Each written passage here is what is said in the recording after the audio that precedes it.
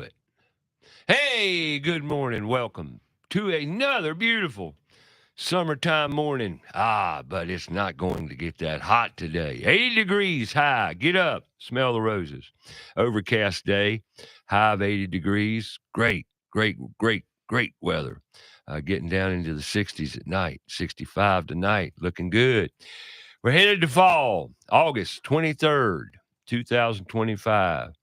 Downhill run now. School's about to start. Yep, everybody getting ready for school, and and the school buses, yeah, and the children, and out running around catching buses and getting in traffic. So, but that's cool. It's time. Uh, Today's show, we're going to talk about our kids. We're going to talk about our students. I've got a fellow on the show here. We don't talk a lot. We don't go out and drink beer together. But I feel his energy every time I get a communique from him, and he sends out newsletters, news emails, call them what you want, blogs, whatever the terminology. What do you call them, Scott? I think these days they call them blogs. Blogs, okay, cool. Blog works. It's easy to say too. Blog. So, Scott Pacitti. Good morning, sir. Good morning, Ray. Scott is the executive director and founder of Planet Improv. Scott's doing the same thing basically, and I take no credit for it because he's been doing it long. Well, actually, we've been doing it kind of together our whole careers, I do believe, and we're going to talk about that. But he works with kids. I do. That's your primary objective. That has become amongst many passions of mine. Yeah, he's a passionate guy. I met him. We need to talk about where we met because we talk about networking in the professional arena, right? And Yes, sir. Tell me about networking, Scott. It depends. For the longest time, I think a lot of people thought what networking was you would go to a function, you would bring a handful of business cards, you would pass them out to anybody you could find, then you'd go back to your office and wait for the phone to ring. And turns out that probably wasn't the best way to network. Didn't have good teacher. Yeah. Networking is like everyday life. It's you don't get anything out of it unless you communicate, unless there's dialogue. Would you agree? Definitely. Yeah. Right. I met Scott at a BNI meeting. And I attended the BNI meeting because another business person went to that BNI meeting and said, Ray, you need to go meet these people at this BNI group. Now, BNI is what does BNI stand for? Business Networking International. How many years you been playing? Almost 9 years now. 9 years. And I knew when I met Scott, he was a passionate guy. He was hyperactive as heck, and he was a bit OCD. Now, how did I know all this? Because I've worked with kids and people my whole life. It's pretty evident when you get out there in the world, isn't it, Scott? Yeah, well, Ray, no disrespect intended. You and I are old enough to realize that, we probably have many or all of those as well, except they didn't call them anything back in the day. You were just the guy, me, who stood outside the class for punishment because he talked too much. Asked too many questions. There you go. Got in the way. You got it. Yeah, I'm very well used to that one. It was an art form. Yeah. It still is actually. It's called talking and communicating, right? And they just didn't agree with our techniques and methodologies, did they? It's interesting. I was just reading at the behest of, and we can talk about the schools that I work with on a regular basis sometime along the way here. But I've been working with one school now this is, I think, the 5th year we're together.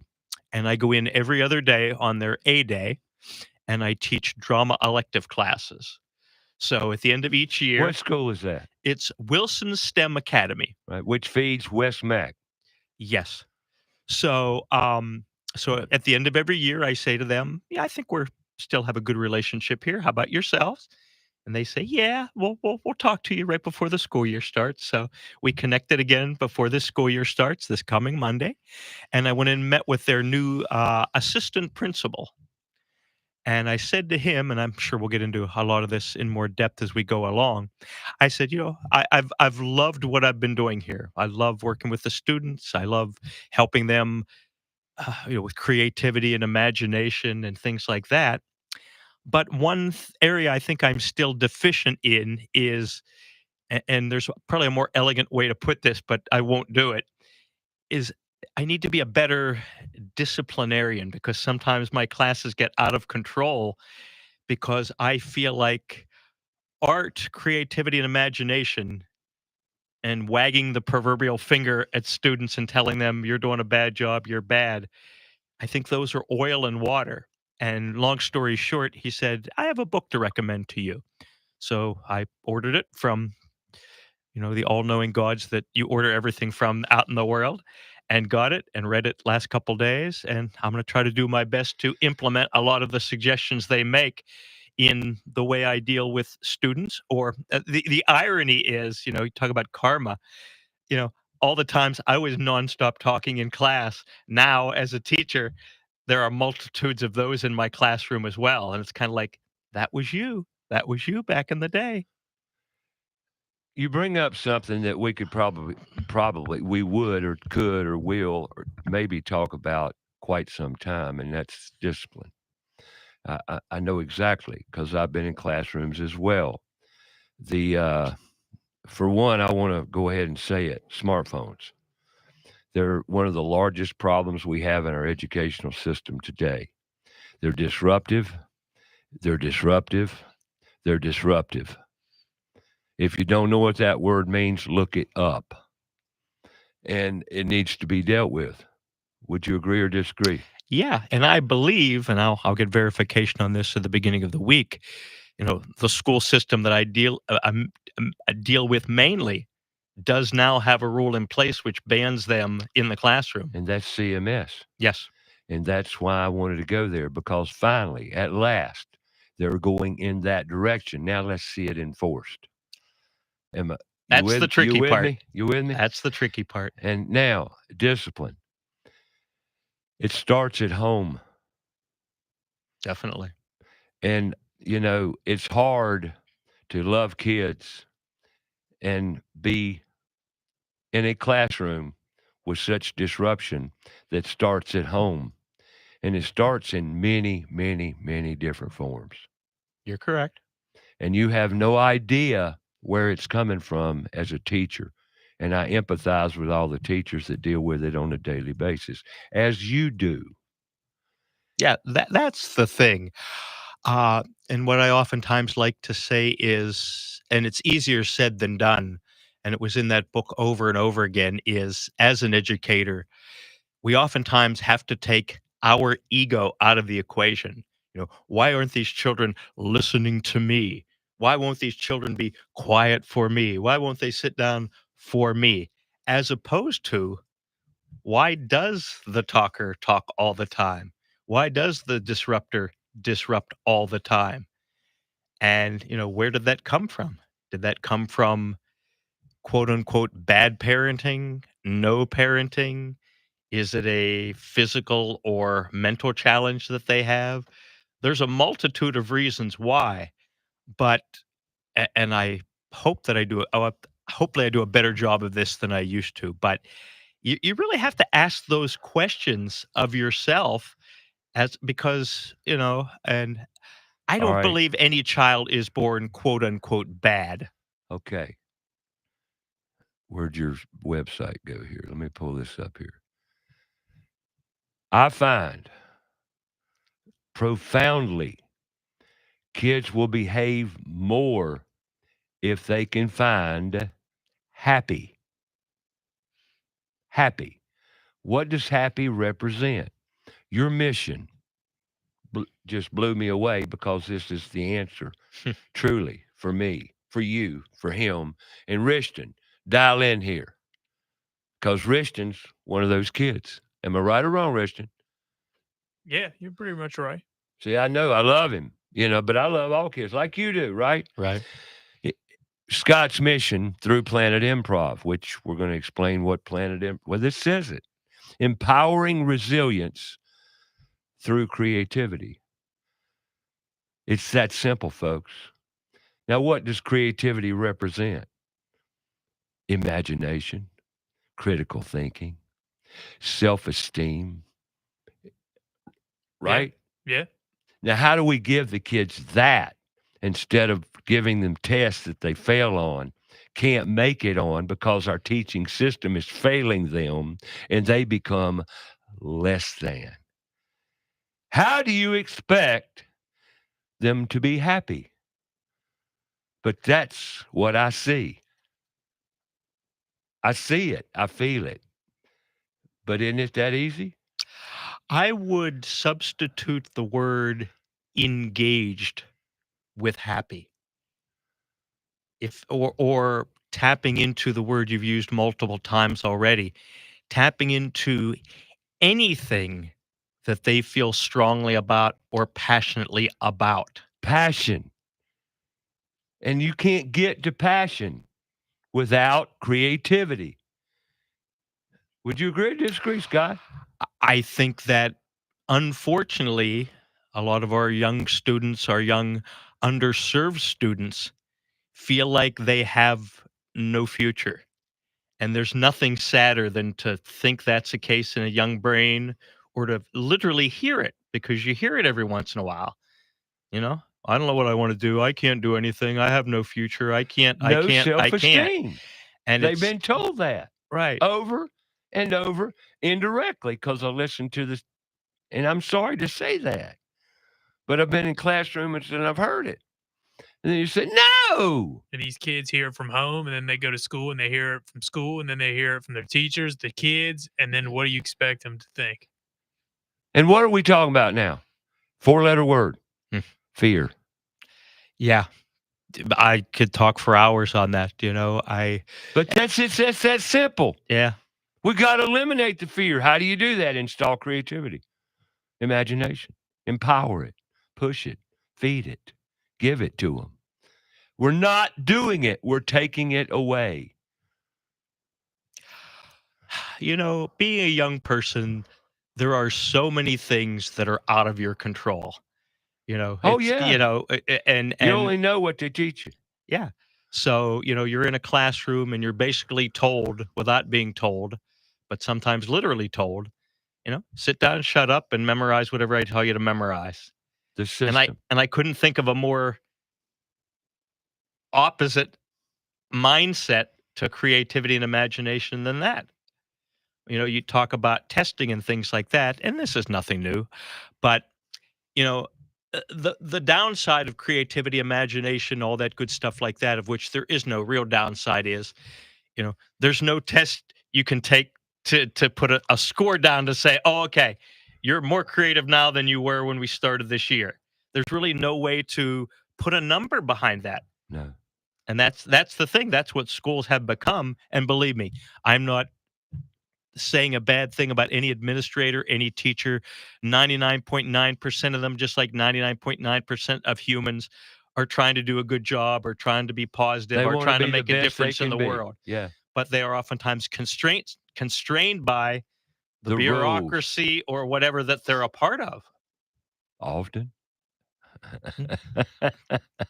Often. Yeah. Okay, Planet Improv. Where are you from, by the way? I'm originally from Western Pennsylvania, about 40 miles southwest of Pittsburgh, almost over into Ohio. Big city, small city? What? Very small, very small. I think it's a borough, actually, not even a town, a borough. Got any siblings? I have one sister who still lives in the Pittsburgh area with my niece and my nephew. But I spent the first 10 years of my life, I was an only child. And that's where a lot of my creativity and imagination came from. I had to entertain myself a lot of the times. When you get elderly, you think back on what made you what you are, and I think about that a lot. What you're definitely a typical young, and I say young, even your spirit today is young. You're a big boy. I tell people all the time, I'm just a kid dressed up in old man's clothes. And people will say that to put us down, and I say thank you. I love I it. take that as a compliment. I want to stay here as long as I can. Give it to me. How do you stay so young? Well, you think young to start with, because all these old older people say, I'm getting old. Yeah. Yeah, well, go ahead. Go And, ahead. and we all I'll watch you, okay? and we all Go meet a ahead. lot of really young old people also. Yeah, exactly. At 50, I'm getting old. What? It's a spirit, right? Yeah. Let's take a break. Is it break time? It's break time. Number says break time, so let's take a break. All right, we're going to take a break. I got Scott Pacitti in the house. Did I say that right? Yes, sir. Italian name. Half.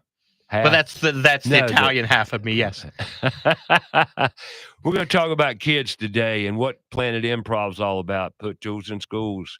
Put toolsinschools.org. Same thing, different platforms. Install creativity, imagination, self-esteem. Empower our kids. That's what we're talking about. Wouldn't you say that's a good one? Yes, sir. Empower them. How do we do it? We're going to talk about what we know, and all we can do is talk about what we know, right? Yes, sir. But we're going to talk about it. So come on back. About Your House right here on Fox Sports Charlotte. Download the free app. Stream us live. By far the best way to hear it since there is no radio signal. the HD radio. HD radio's there, 1037 for all you HDers. I don't know how many's out there, probably 3 or 4. But anyway, Fox Sports Charlotte on your browser, foxsportsradiocharlotte.com, Facebook Live, YouTube Live. And we've been talking long enough. Podcast studio's almost there. We're almost there. It's a little decoration going on, and we'll be ready to go. We're moving forward. I'll talk more about that as we progress. Come back. We'll be here. Scott Pacitti, Planet Improv. Let's talk about our kids.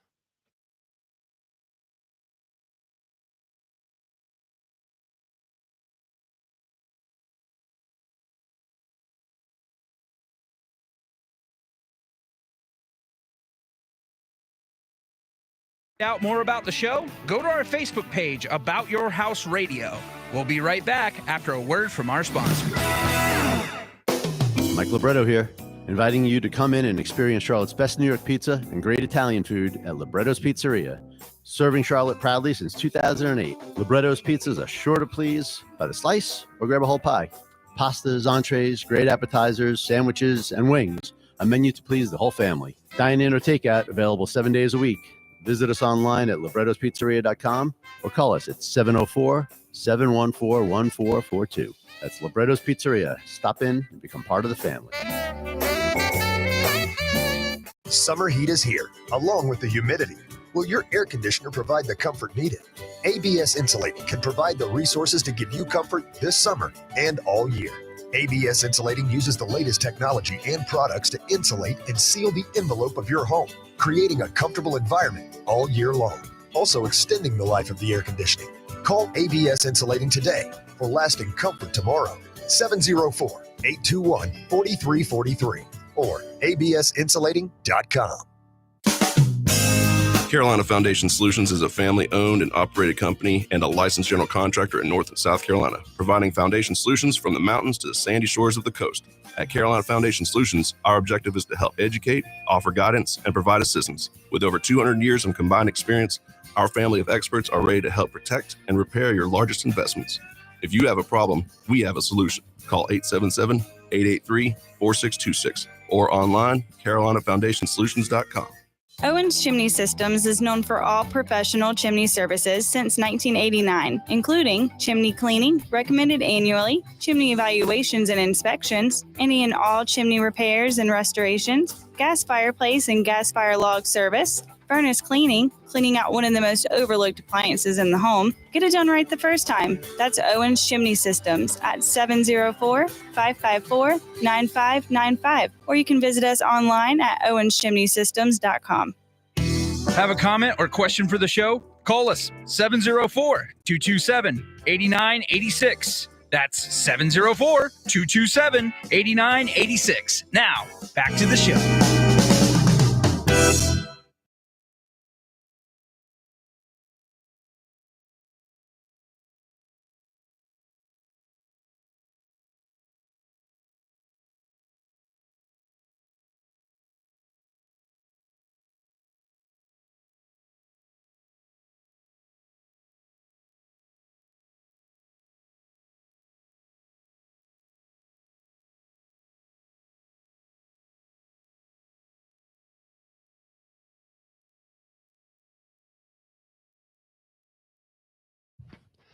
All right, welcome back. I got Scott Pacitti in studio today talking. Well, hey, school started. When schools really officially start? For Charlotte Mecklenburg schools, it officially starts the 25th, this coming Monday. I've been in a school last week that started, but it's a small private school that started last Wednesday. So, but I think these days, they could start almost any time between now and Labor Day. When I was young, a million years ago, I'm pretty sure we didn't start till after Labor Day. I think that's Well, when we used to start it school. was right around there, the week or so around. Yeah. Well, things change. Right. If I've learned anything, is things change, and sometimes very quickly. Yes. These days, for sure. Man, they'll turn around in a heartbeat. You're from up Pittsburgh area. In that vicinity, yes, sir. Originally. Yes, sir. Okay.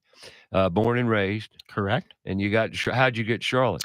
Come 1995, which is a year I'll never forget, I was kind of at a point where I really didn't have a lot going on professionally, didn't really have a lot going on personally, and, still loved the area, but didn't see a future for me there at that time, and kind of said to myself, all right, what are you going to do next?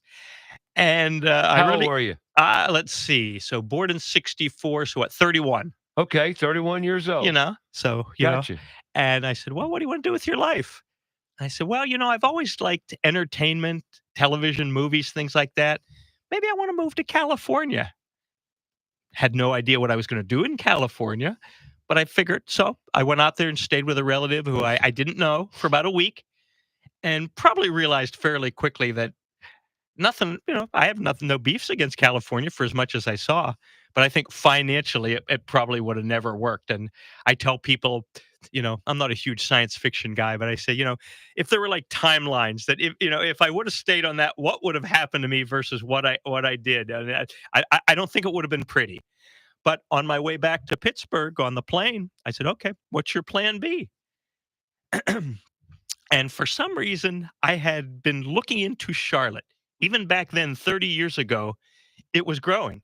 It's except for the Charlotte's few, always grown. except Never for the few stopped. little hiccups of the economy we've had along the way. Right. It's always been growing. And I thought, well, they're not going to lock the door behind me. So let me go down to Charlotte, see if I can get a job. Right. Reached out to a gentleman that I graduated high school with that I hadn't seen for a while. He was one of my best friends, bunked in their spare room for a couple of weeks, quickly got a job. Bing, boom, bam. 30 years later, here I am. What did you get a job doing?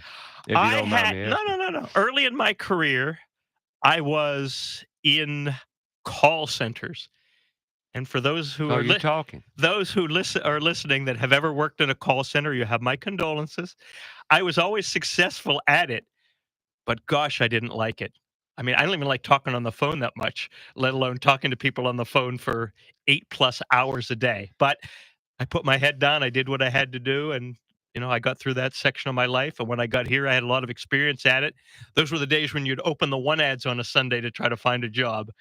And Alamo Rent-A-Car. My how things have changed. Alamo Rent-A-Car had an ad in the Sunday paper saying, we're looking for call center representatives. I said, I can do that. I've been doing that for quite a while. Caught on with them. And then my life starts to get interesting. That's it. Well, how did you get to Planet Improv? Good question. One day I was working right over the border in Fort Mill. And we got, to my remembrance, the only time we ever got the Fort Mill Times at that location I was at was this day. As usual, I really didn't have a lot to do that day. So I read the Fort Mill Times from cover to cover. No offense, Fort Mill Times, but that doesn't take a lot to read it cover to cover. And I saw a newspaper article about a young lady who was born in the Fort Mill TGK area. She moved to Chicago for business reasons. She was afraid of public speaking. She took an improv class. She fell in love with improv, was in Chicago performing and doing improv-y type things for a decade, came back home to give birth to a child, couldn't find improv classes or shows here in Charlotte, started her own. I saw that article. Even though I had been very creative growing up, I really hadn't found my niche I'm not a good memorizer, so I wasn't a good. I wasn't in plays when I was young. I was just kind of a wisecracker, the funny guy in class and Now in school. you were, and I'm gonna pin you here, That's okay. okay? Because I noticed this about you immediately. You're definitely an ADHD kid. You can probably put just about any letter of the alphabet after Well, me, now- and I'm probably that. Well, and I agree, because we all have that traits in us typically if you're ADHD. OCD, obsessive compulsive, which I have some of. My son that I've learned as we've grown together to be, he's a 48-year-old man now. He's me. You know that song by Harry Chapin, Yeah. You're grown up just Yeah. like me. Wow. How the good and the bad. Amazing how that happens. How or we can't outrun heredity a lot of times for the good and the bad. Right. At any rate, you're an ADHD kid, OCD, and you had to learn to fit in. But you've done great because you're doing something with it, as I am doing myself, because we realized how many kids are labeled. And I'm going to say this because I feel like it's a good place to say it. You were put in a bucket, weren't you? Coming up through the kids and everything, we were put in buckets. What I mean by that is, as a kid like that asks too many questions, that talks too much, you're a problem. You become a problem. So you're separated in nature from the other kids. Am I right or wrong? You can be, yes. And but that's a lot of kids in our system. They can't play the system, so they become the problem. And when you're a problem, you're not academic. And if you're not academic, you don't fit into our system. Therefore, you're less than. Yeah, it's interesting. The book I was mentioning earlier on discipline, or whatever you want to call it, behavior, they had one section that said, here are quote unquote bad behaviors that children do. Let's flip that around. Let's look at the positive things that you could label these children as opposed to saying this behavior is a bad thing. That's the point. You just hit the nail on the head. Bad thing bucket. That kid goes in it. You just said it. Now, I've heard counselors say it. CDCs and everything. They said, did you hear what you just did? They look at you like, what do you mean? You just put 3 buckets on the floor and labeled them, and you're putting kids in them. Why? Because that's what you do. Am I right or wrong, Scott? Well, unfortunately, it's easy to do so. And I'm not, look, that's the system we've developed, and I understand it, but I don't agree with it at all. Oh, definitely not. I can't stand it because what it's doing to our children. And it's wrong. And we need to change the system, give them creative tools and outlets, because that's how God made us. And we're not, that's the point to what you do. Improvisation. What is improv? There probably are a million different definitions for it. The way most people think about it is they would probably say, acting without a script, because they've seen the television game show Whose Line Is It Anyway? Sure. Or they've been to Chicago, Second City, et cetera, et cetera, et cetera. But a definition that I really enjoy that really takes it off the stage and puts it into life is using everything you've ever learned and every experience you've ever had and making that instinctual when you have to make a new decision. When plan A doesn't work and you go to plan B, you improvise, because you have 2 options. You can, curl up into a fetal position and say, oh, this plan that I worked on is not working. Now what do I do? Or you can say, okay, I'm going to do this. Knowing that plan B doesn't have to be set in concrete. It's not I've made the perfect choice, I've made the perfect decision. It's, I'm trying, even with a little tiny step, to move in a positive or a forward direction, and I can change again. I can improvise again. But so many of us get stuck and don't try to make any sort of movement at all. And that's the mindset. Once the improv mindset infects us, which it has for me now almost 25 years ago, There's two words that improv revolves around. If there was a granite headstone of improv or a 10 commandments of improv, the words are yes and. Yes and. Yes means, you accept the situation, and means you add on to it and try to figure things out. You know what I associate it with? Critical thinking. Yeah. It is.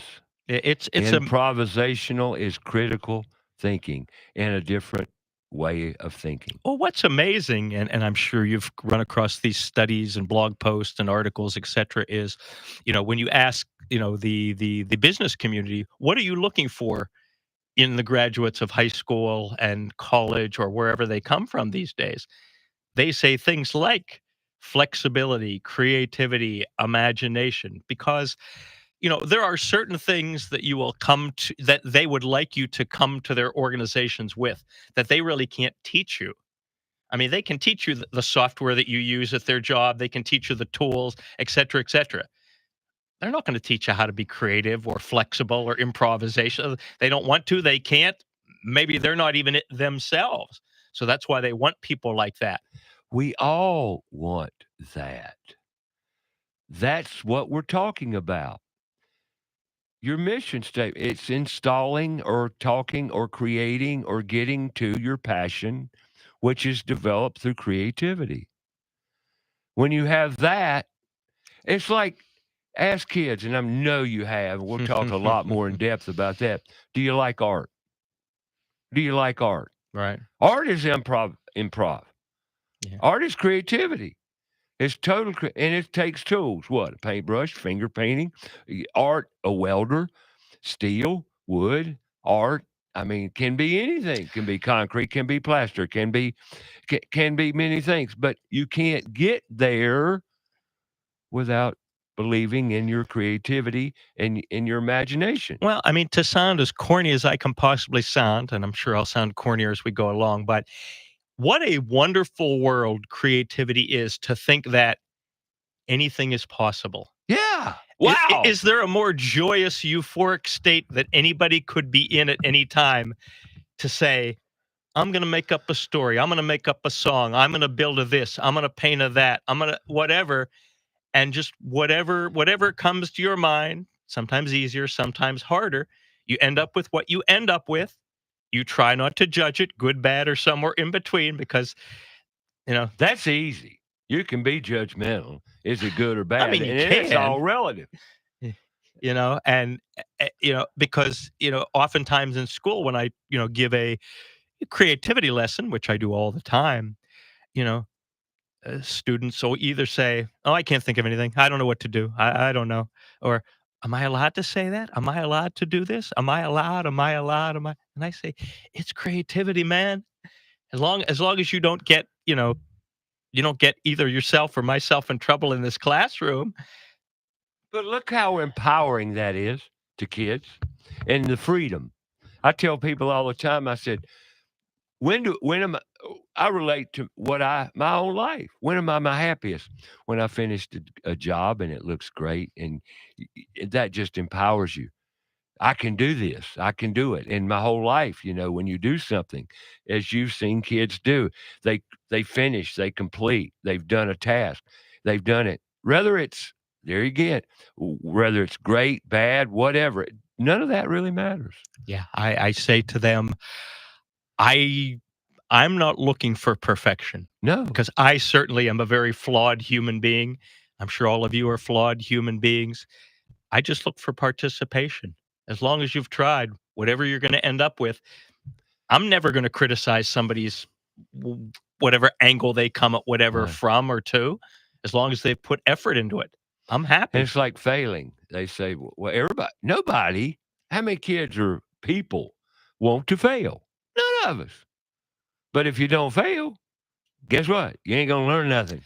Well, as I like to tell people, I consider myself a recovering perfectionist. I still haven't completely recovered yet. As long as you carry the OCD, you'll never get away from it. But that's okay. But what I've learned is, what I've tried to learn is that as long as effort has been put in, I don't consider anything, as long as it doesn't kill you, or perhaps financially wipe you out. The important thing, though, whether it's myself or my students or anybody on this planet, did you learn something from that experience? If it didn't come out as optimally as you maybe have been unrealistically thought that it should have, did you learn something from it? If that's a yes, it was not, It was completely successful. maybe it was humiliating, maybe you're kicking yourself in the bum for whatever, but it was not a failure. No. And that's the whole key right there, what we learned. When you Sure. say to yourself, "Oh, I'm scared and I don't want to do that. I'm not going to try to do that." That's as close to a failure as I will ever admit. And believe me, I'm guilty of that to this day We on a all regular are. basis. We all are, because we're in this culture we live, and it teaches us that. I mean, if anything, it teaches us failures out there, because we're confronted with that a lot in our education system. Well, Unfortunately. yeah, I mean, failure, all of us do what we do for whatever reason makes sense to us. So why you've done what you've done over your career, by now, I'm sure it makes sense to you. There would be those of you who say, "Ray, why don't you do this instead? Why don't you do that? Why don't you do that? Why don't you make $1 billion, Ray? Why don't you live in a fancy home in Lake Norman, Ray? Why don't you have a fleet of Mercedes Benzes, et cetera, et cetera?" And you may say to them, "Well, that's not my personal definition of success. Doesn't make it right or wrong. It's your decision to make." And one of the wonderful things about aging is, hopefully you get to a point where you say, "Well, you cannot agree with me. That's fine. We live in America. You can think of me whatever you want to think of me. I don't care. I'm doing this for myself or whoever I'm passionate about, my family, my blood, my students." So success is whatever success is to any given person. Well, you're successful with Planet Improv. And you're not going to quit. What put you? Why did you decide to work with the kids? What put you there? After decades of being very self-centered and not really getting a lot out of it, because when I very first started with improv, why I did it was I had all this backup of creativity inside of me, and I had to get it out. It was just overflowing out of me, and I had no avenue. And I did shows, and I did just shows for a while, and it's kind of like, you go into the psychology of any entertainer. You kind of say, "Love me, daddy." Strangers laugh at me. Strangers clap for me. Very Things ego, like that. very ego based. Yeah, it's very ego based. "Oh, they're laughing at me. They're clapping for me. Oh, I'm loved. They love me. They love me." And then, you get to a point where, if you've lived any appreciable amount of time, and if you had a, good parental unit and family unit when you were young, and you've had good supportive teachers and adults and things like that, hopefully you get to a point one day where you say, "It's my time now to give back. I've been so very fortunate in so many ways that I owe my community to give back." And you decide in which way are you going to give back? Purpose. Yeah. Service. Yeah. That's all as much a part of us as creativity. God put us here to serve. Serve who? Each other. Yeah. I mean, We're in this together. And it's so relevant in this day and age where, a success is a man who's a multi-billionaire, and they still chase it every day. How can I make more money off of this? How can I make more money off of this? And things like that. They're trying to fill a hole, I think, that's never going to be filled. I put it like this: we're all, and it starts right there on the TV screen, on the screens. That's where the culprit is, because that's taught to us. Because hey, if I've learned anything from kids, that's what they're taught in school. What's the number one thing we all want? And I ask every class that comes to a trade career day, and I don't think educators like this, and maybe because I've even asked some of them and they don't like my message, but it's real simple. What's the number one thing we all want, kids? We all want the same thing. And I got it. I have it. Your teacher wants it. You want it. You want it. You want it. What is it? And you know what they say every time? Money. Then I scream almost, no. That is not what you want. Number one thing, that's what you've been taught. Unfortunately, high school, middle school students, here we are. And that's what you know, when really all you really want is what? You want to be happy. Now, how do you get to happy? You find purpose, you find creativity, you find critical thinking, you find that you're capable of giving to your fellow mankind with some sort of service. Am I right or wrong? That's correct. We've got to serve. And the only way you find happy is through serving and critical thinking with creativity. But we don't teach that in school. And to teach creativity, you've got to give them tools. Tools come in many forms, don't they, Scott? Yes. And improvisational, you use tools. And where are the tools? They're between your ears. Yeah, that's what I tell people all the time. When I went to my very first improv class almost 25 years ago and sat in the chair and we started doing exercises that I'd never done before, I said, it was like I was sitting in the most comfortable chair I'd ever sat in my entire life. And I realized that I had been an improviser all my life, that my brain was either wired or miswired as an improviser. Right. Right. But we all have it, don't we? We can develop it. I mean, a lot of times. But it's there. We just got to reach down deep, find it, and all kids have it. Wouldn't you say so? People will say all the time, they'll see a show and it's like, oh, you people have magical powers. I could never do that. And it's like, no, that's not the case. If it were rocket science, I wouldn't be able to do it. And, people ask them, Bill, I can't talk. Sure you can. You do a great job. It's the most important thing you do every day. Well, that goes back to fear. And that was something it took me a while to understand. But, the way that fear is so insidious is two ways. Talk about talking in front of other people. Have the fear of people judging you, of saying, oh, this person's stupid or they don't know what they're saying or whatever. And then the other fear is, the voice inside of our own head that says, you better not say that. You know what they're going to think about you? You know what you just made a fool out of yourself. And if it's hard to silence those. It's hard to silence those fears. Yeah. But if you can do a good job of it, there's so much you can create. Fear. We'll talk more about it. 704-227-8986 if you want to add to the discussion. 704-227-8986. Don't be fearful. Join in.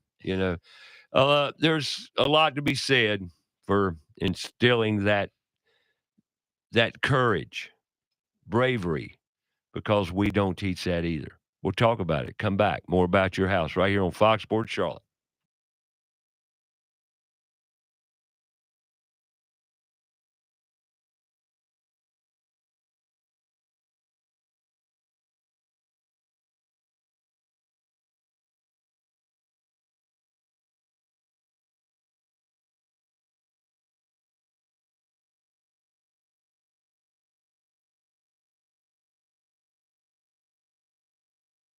More about the show? Go to our Facebook page, About Your House Radio. We'll be right back after a word from our sponsor. There's big news in the Carolinas. Queen City Audio, Video, and Appliances is now Queen City Home Store. For over 70 years, we've been your trusted retailer for appliances, electronics, and more. Now, we're taking it to the next level with a new name, a fresh look, and more ways to serve you. Offering the same outstanding service you've always counted on, while bringing you everything you need for your home. Queen City Home Store. Same great service, more possibilities. Visit us at queencityonline.com. Hello, everyone. Mike Sims here from Crown Town Cannabis, Charlotte's first cannabis dispensary. We have grown over the years, and we are now throughout the state of North Carolina. You can find us all the way from Pisgah National Forest to Waves, North Carolina. Find more information about our stores online, as well as locations, or purchase online at cltcbd.com, crowntowncannabis.com. Use code HOUSE15 for 15% off your purchases online or in store. We have products to help you through everyday life and to help you enjoy this show even more. Let's face it, We do not like bugs, and especially spiders and ants. Unwanted pests in the home are not only creepy, they can also spread sickness and cause significant damage to the structural integrity of our homes. Kilo Exterminating has been taking care of pest control problems in the Charlotte area for over 70 years with award-winning customer service. Moisture readings are standard with all crawl space inspection. Call Kilo Exterminating at the first sign of infestation, 704-333-9855, or online at kilo.biz. Again, that's 704-333-9855. Hi, I'm Sam Attero of AteroMedia.com, and I love empowering my clients and partners to make the most out of today's latest digital media tools. We specialize in building production systems and podcast studios for small to mid-sized churches and local businesses here in Charlotte. Do you need new media production gear? Do you need help learning how to use it? You're in great hands with our family business, Attero Media of Charlotte. That's ETTARO Media.com. Have a comment or question for the show? Call us 704-227-8986. That's 704-227-8986. Now, back to the show.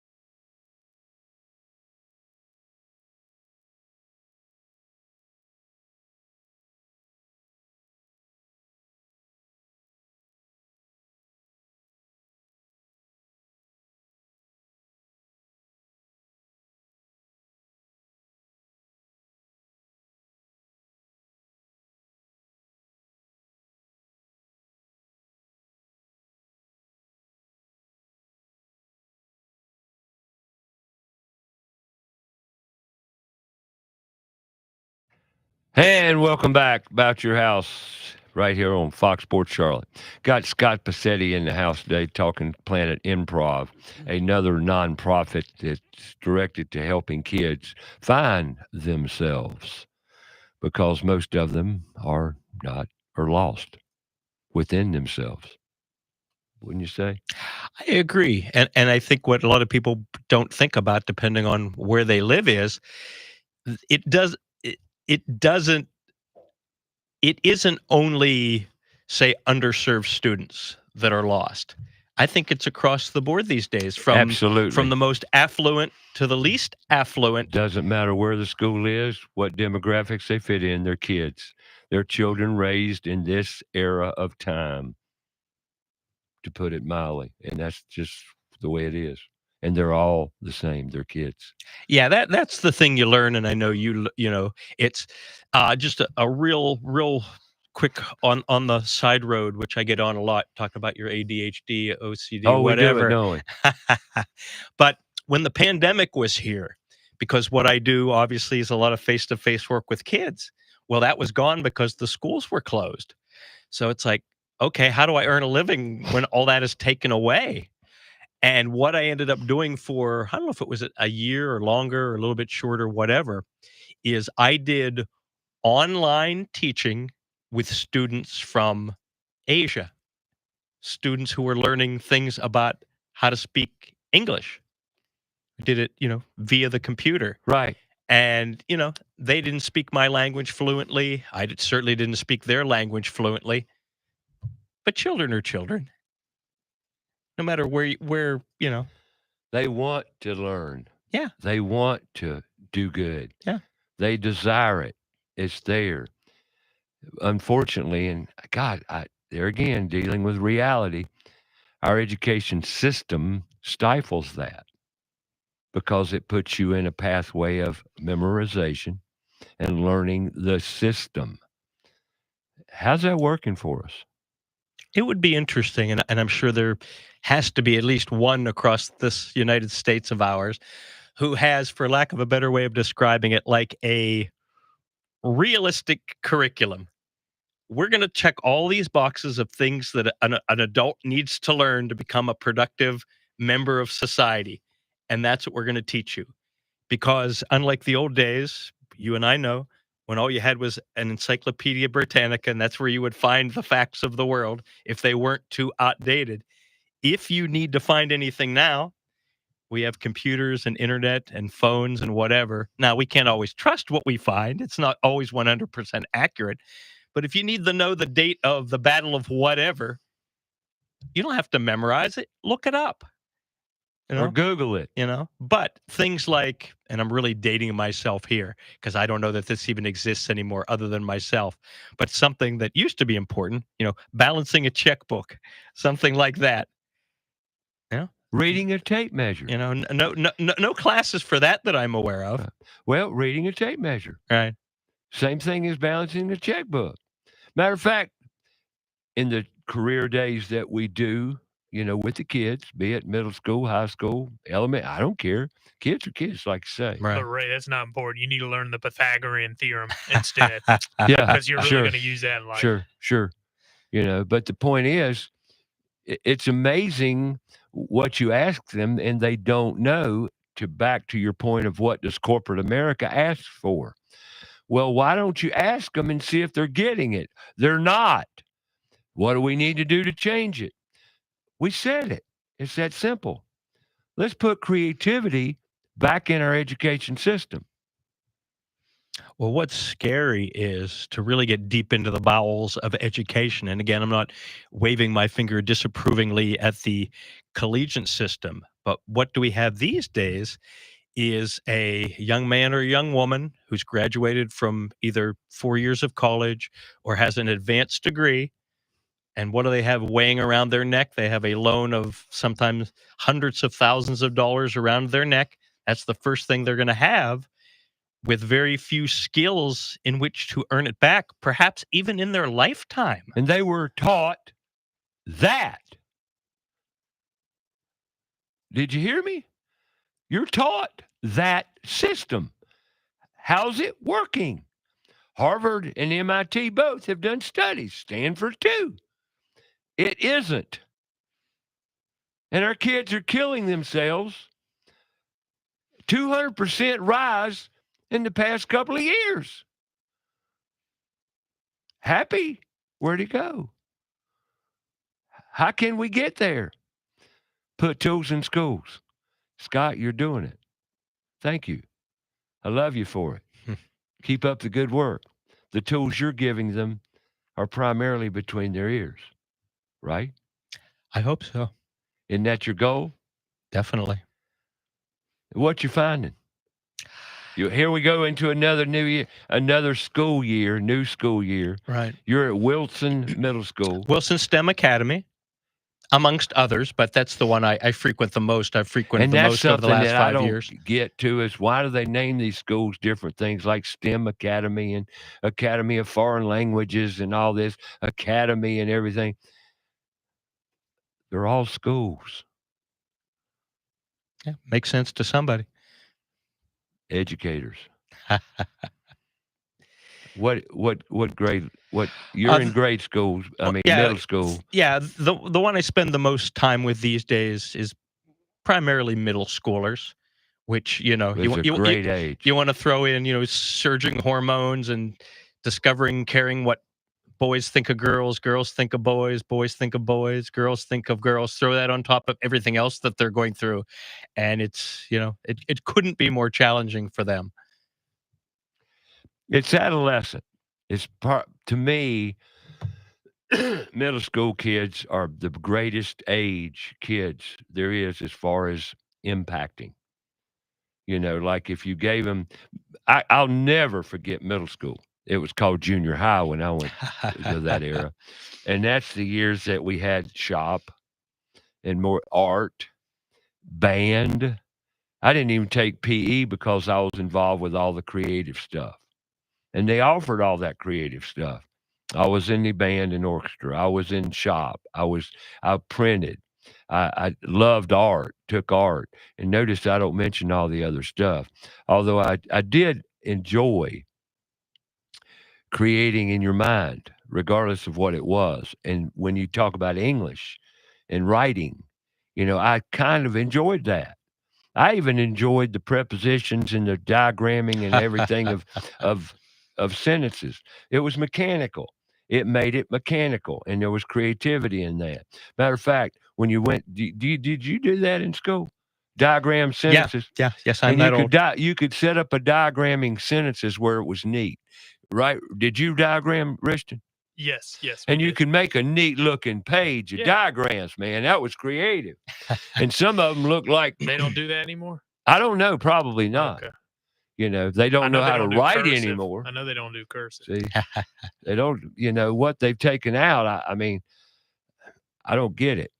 Chat GPT is going to replace it. It really is that it? No, That's I mean, AI. yeah. I was What's just your being thoughts on sarcastic, AI? but it wouldn't shock me. We might as well go there. You got any thoughts on AI? We got about a minute though till break. So No, don't hold that thought. Okay, I'll hold that thought. because that's a long conversation. Yeah, real quick, you talk about what they used to call, and maybe they still call, extracurriculars.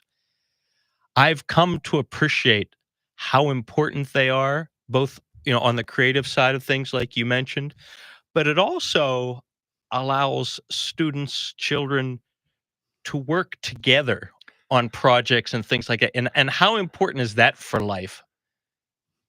Especially in our communities today where, an influencer is online by themselves talking at you and you're watching it on the phone by yourself. You have to interact with other people. You're going to have to. We've lost it, Scott. And you're talking about a big, big issue. COVID really kind of implanted that in us as far as being alone and separated. And now we need to get back to, we're tribal creatures. And by the way, we're animals. I don't know if you know that. We're human beings, but we're animals. Okay. Right. And we're tribal at that, meaning we work better together. And that was created for a reason, because it works. How do we go back there and create that? Like people don't talk anymore, right? Right. Have you noticed a big difference since the beginning of COVID?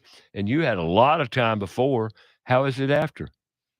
No, I mean, unfortunately, it's easier to click on your keyboard and text someone or leave a voicemail message or email someone. That's easier than actually having a human conversation. But boy, how much more productive is a human conversation with dialogue. It's incredible what we can accomplish. And my rule has become in life, if I can't talk to you, we ain't going to play together. I can't do it effectively. If we can't talk and communicate with dialogue, we can't play. Can't do it. Yeah, because there's things lost, and I don't have time to chase it, because that's what we become, chasers. I'm very experienced in it. I've got a lot of experience in it. I know what I speak of. Would you agree or disagree with that? I agree. We become chasers. We chase every day. I'm sick of it. Pick the phone up. We'll get rid of it. We'll talk about it. It works. We're going to take a top of the hour break. Scott Pacitti. We're talking about your house on Fox Sports Charlotte. 704-227-8986 if you want to blend in and join the conversation.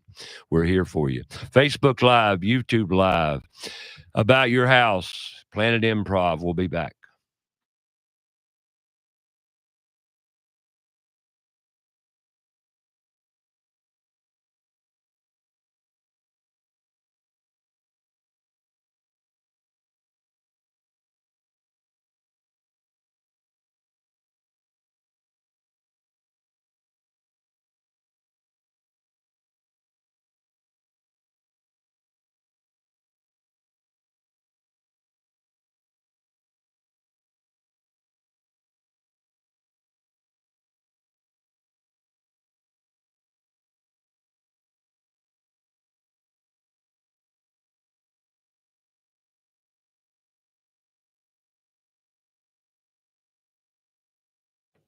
And it's fascinating.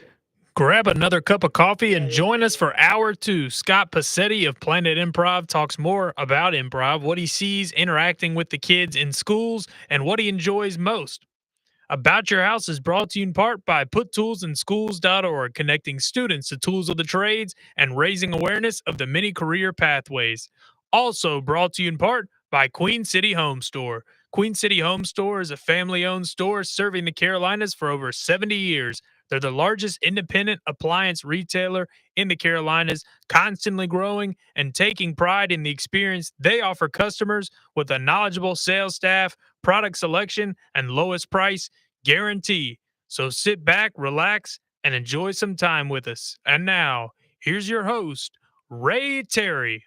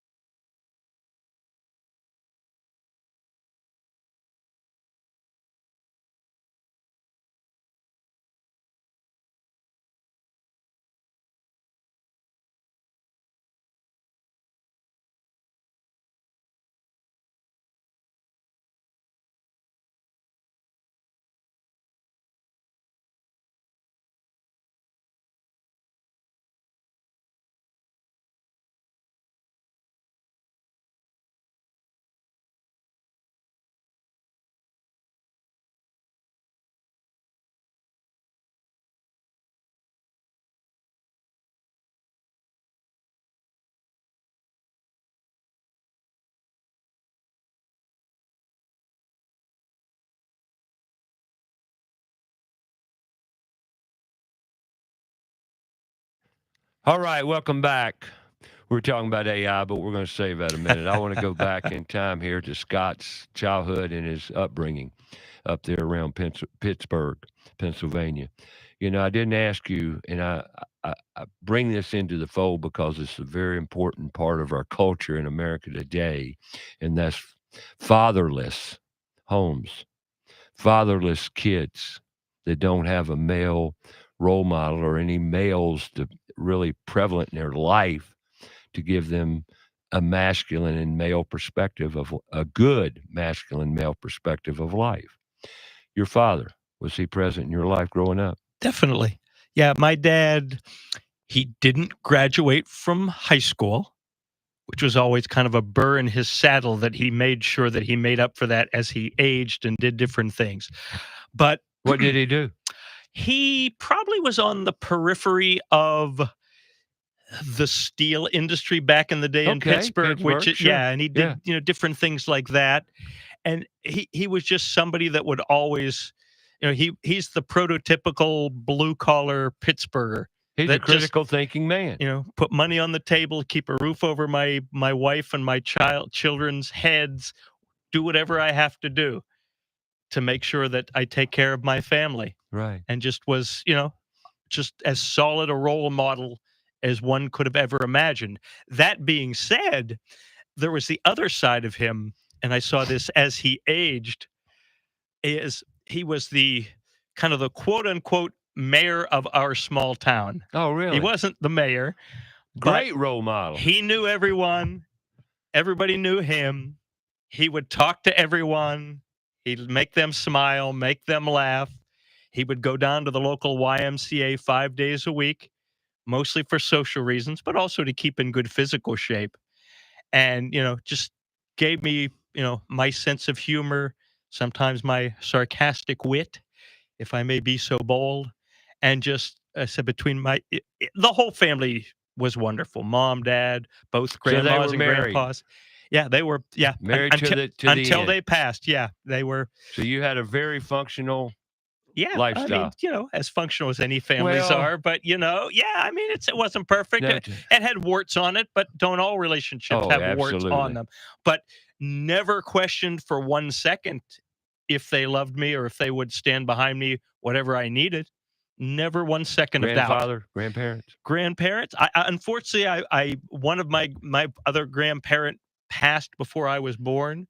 But the other grandparent, one of the most fond memories I have of that grandparent was, for some reason, he was the one who, during my whatever, formative years, would take me to go to movies. And I've always loved movies.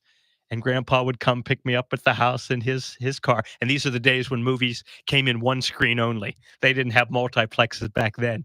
And he would take me and we would see the children's movie of the day. He would normally sleep through it, and I would watch it.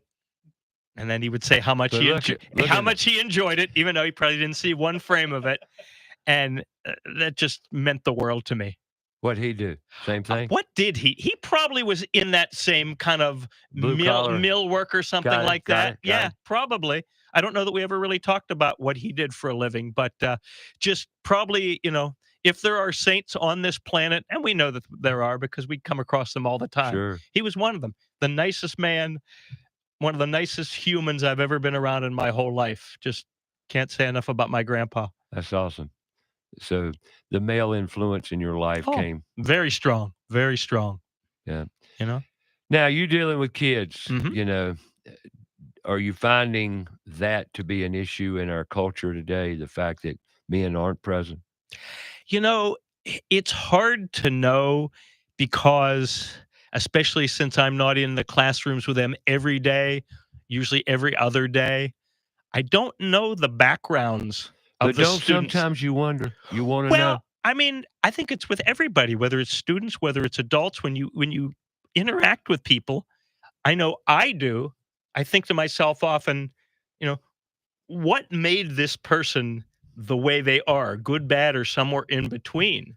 So, yeah, I mean, I look at life as we talked about briefly off air.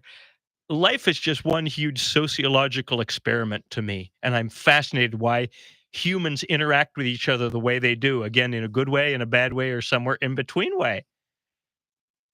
And there's always that reason. Well, it's but if you care, people aren't born fully formed, and that's part of love. I say the answer is all in love. Why you do what you do? Because you care. You love the kids, and you do it out of love for mankind, love for humanity. Like you said, you want to give back. Right. That's why I'm here. That's why I do what I do every Saturday morning. Why else would I get up on a Saturday morning and come in here? Because I enjoy giving back and you're part of what I'm giving back. I get to talk to other people and bring them to the table and let them give back as well, because we need to be informed as a culture. Wouldn't you agree? Yes. And the problem we're talking about here today is we don't talk enough. But now in today's world, actually, we're talking more than ever. That's why there's 1 billion or so YouTube videos on YouTube now. The media, the screen time, the information, never been more plentiful. Has it? Never. It is, but what it oftentimes shows, especially to children who are so influential, is look how perfect my life is. I have all this money. I live in a perfect house. I drive a perfect car. I have a beautiful boyfriend, girlfriend, husband, wife, whatever. But none of our lives are perfect. I mean, how many stories, and this always makes me sad, where you hear about, the job of, the 2020s, the influencer. How many of them end up committing suicide because they're not getting fed what they want to hear. They're showing this perfect life that they're not really living. And children are consuming those perfect lives and think, "Oh my God, my life isn't perfect. What am I doing wrong?" You're not. And me. You're right? human. Yeah. You're living your life. You're making mistakes. You're having heartaches. You're having what it means to live a life. But they're only seeing the one side of it when they're watching these people talk about their accomplishments, their achievements, their this, their that. And it does them a disservice. That's technology. That's media. We're in it. What I call it simple is TMI. Yeah. Too much information. Yeah. I mean, the Pandora's box was, smashed to smithereens however long ago it was. I mean, the good side, and I think there's definitely a good side to technology. I'm not going to crook my finger and just say all of it is tremendous awful. benefits. I mean, if you would have told you and I as young boys at one time in your future, theoretically, at your fingertips is the entirety of the history of mankind. You just have to search for it. whatever you want to know about the world or the history of the world. Now, again, as I said before, it may not all be true. It may not be, whatever. But theoretically, it's out there if you want to look for it. Again, you don't have to wait till the next edition of the Encyclopedia Britannica to come out in its next set. And now it's as easy as asking the question on your phone. Yeah. Siri or AI or Chat GPT, yeah. is you just ask Close. the question. Right. And AI gives you the answer. Right. Now, it's AI's answer, but now a lot of people don't know really what AI is. AI is data. It's pure, simple. A collective brain full of data. Richton, what is it? What? Now I think it's a weapon. I wanted to hear his side. See, there's a 30-year-old for you. A weapon, which is fine. That's honest. It's like the young man I had in here 2 weeks ago. He's a student at a community college, 17 years old. That student told the truth completely. Every kid's got the truth, and you get a lot of truths out of them, don't you? Oh, there's nobody more honest than a middle school student. That's the biggie. That's why we need to be talking to them, because you get more information. You can typically get more information out of them about them than they will ever get about you. And that's the thing. That's the thing to try to make an impact with them, is to show that, you care. Because a lot of times, again, being a young person is told, whether it's your parents, whether it's adults, whether it's teachers, sit down and shut up and listen to me. And I'm going to tell you what you're going to do, when you're going to do it, how you're going to do it. And I don't care if you have thoughts on it. I don't care if you don't want to do it. Just do it. And they're human beings with functioning brains. Now, they're not fully functioning brains yet, because they're not 25 or whatever age that is when the miracle happens and your brain is finally fully formed. But they still have thoughts and ideas and opinions and things like that. Matter of fact, they're full of them, and we need to let them out. Like you. Yeah. You had all this pent up creativity you had to get out. Yeah. And we all do. Yeah. In some way or the other, either we can pull it out or stifle it. Right. And I did that for a long time, because I was told, whether it was in so many words or by what I thought, what I like to say is that we kind of beat their creativity out of our children. Why don't you grow up? Why don't you be more mature? Why don't you stop being silly? Why don't you? And yes, as we grow up, as we get mature, as we do whatever, yes, we can't just have our head in the clouds 24 hours a day, 7 days a week. But gosh, we all have to have that time on occasion. It can't be serious every minute of every day of our lives, or we go insane. I know, and we are. That's the sad part. I mean, Richton laughs, but that's what's happening. I mean, really. That's why kids are committing suicide. And I'm sorry to be so gloom and doom at an unprecedented rate, because they're so worried about other people, and they have the fear of what they don't have. Yeah. And they've got everything. That's what we need to be teaching them. They have it all. Well, I mean, there's a word that has as many definitions as there are humans on this earth. It's success. What does that mean to any individual in the world? And it can mean as many things as you can imagine it to mean.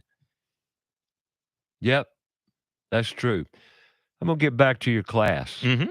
You start school Monday. Right. Or you start on your schedule. Right. Your schedule's every other day. For Wilson, yes. And then I just fill in the gaps with other public and private schools that I work with. So when you work with a school, can you tell me more about that, what you're doing? I mean, it depends. It depends on, like I said, how frequently we go. Sometimes I only get to visit a school for an hour for the whole school year. So it depends. And it depends on... What do you do for an hour? It depends. It depends on what that teacher or whoever invited me wants me to do. If it's just we're going to have fun and laugh and smile and have a good time, well, we'll do some basic improvisational theater games and activities and warm-ups and really energetic things and really creative things. If we want to get more deep and serious about things and really learn some valuable tools for life, then, we're going to dig deeper. And, the wonderful thing about improv in general, creativity and imagination is, you can always role play things. Oh, yeah. That, you just come up with a scenario. You get at least two people to be part of that scenario, and you see what comes of it. And the thing you talk about truth, what I learned after a long time is that you'll see peaks into the realities that these students and young people live every day by the things Getting that him they out. say and Yeah. they do. It's And their life. some of them are very joyous. Some of them can be heartbreaking because they'll give you a peek into their lives that maybe those who aren't as communicative, they wouldn't have a one-on-one conversation with you. But if you let them play a character and this character takes on what's going on in their lives, they're giving you a peek behind the curtain, behind the wall. All you got to do is pay attention. Yeah. This all comes out. And then hopefully those spur conversations because, old man, I can say whatever I want in front of a class, it's like, nah, that's old man thinking. What does he know about young people? But if you get them talking amongst themselves about the realities that they live through, either some of them are fascinated by what the others say because they've never lived that life, or some of them say, yeah, that's exact. We as humans, I think a lot of times, why you talk about the communication being so important is, even though we may be amongst large crowds of people for a lot of our lives, we're oftentimes alone experiencing things that we think, I'm so special. I'm the only one that's ever experienced this in the history of the planet. And very rarely is that the case. Oh, absolutely. And that's why, again, not to get too nerdy about this, and I won't go too far down the road, things like why are shows like, and it's been a while since it's been on the air, and there's a multitude of them. We'll just say any sitcom that has a familiar situation to people. Why do they laugh at it? Because they recognize it. They've been through that. It may not be as heightened as it is on that let's talk sitcom. about the humor and reality, like George Carlin. All of them. Right. Dana Garvey, Robin Williams, all of them. And what constitutes good humor? Right. And think about it. We'll give it thought. I got to take a break. 704-227-8986. You want to blend into the conversation or got something to add? We'd love to hear from you. You're listening to About Your House on Fox Sports Charlotte. YouTube Live, Facebook Live, every Saturday morning, 8 to 11. We're here. We'll be right back.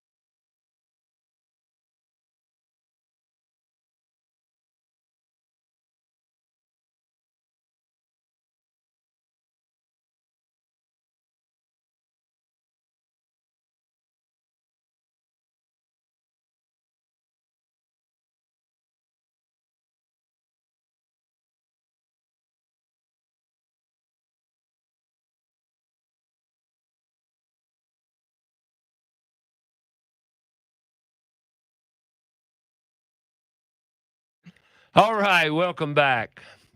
Got Scott Pacitti in the house. School starting, folks. It's time we get to our children. Industry, we talk a lot about puttoolsinschools.org. Scott's out there teaching them how to use that brain, how to be creative. Imagination just explodes because all you got to do is tickle it. It'll go crazy.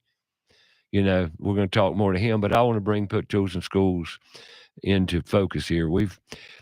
I feel like we've made progress. We made a lot of progress last year. And, you know, if you watch mainstream TV, which most people do, not me, but I did back a couple weeks back. I went to the beach, took some time off, but I got burnt. I got fried out in the sun. So I said, well, I'm going to stay in tomorrow and kind of recover because, you know what happens when you get fried. You got to lay low and sleep a lot because the sun just zaps you. Okay. So I watched a little TV and no Premio, Netflix, none of that was available. So I said, we're going to watch mainstream TV.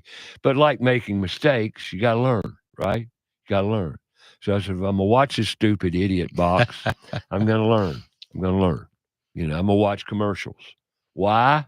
Because I want to look at what America's being fed every day and the crap, and literally crap. And I watched. Okay. And what did I learn? I learned that they're still marketing education.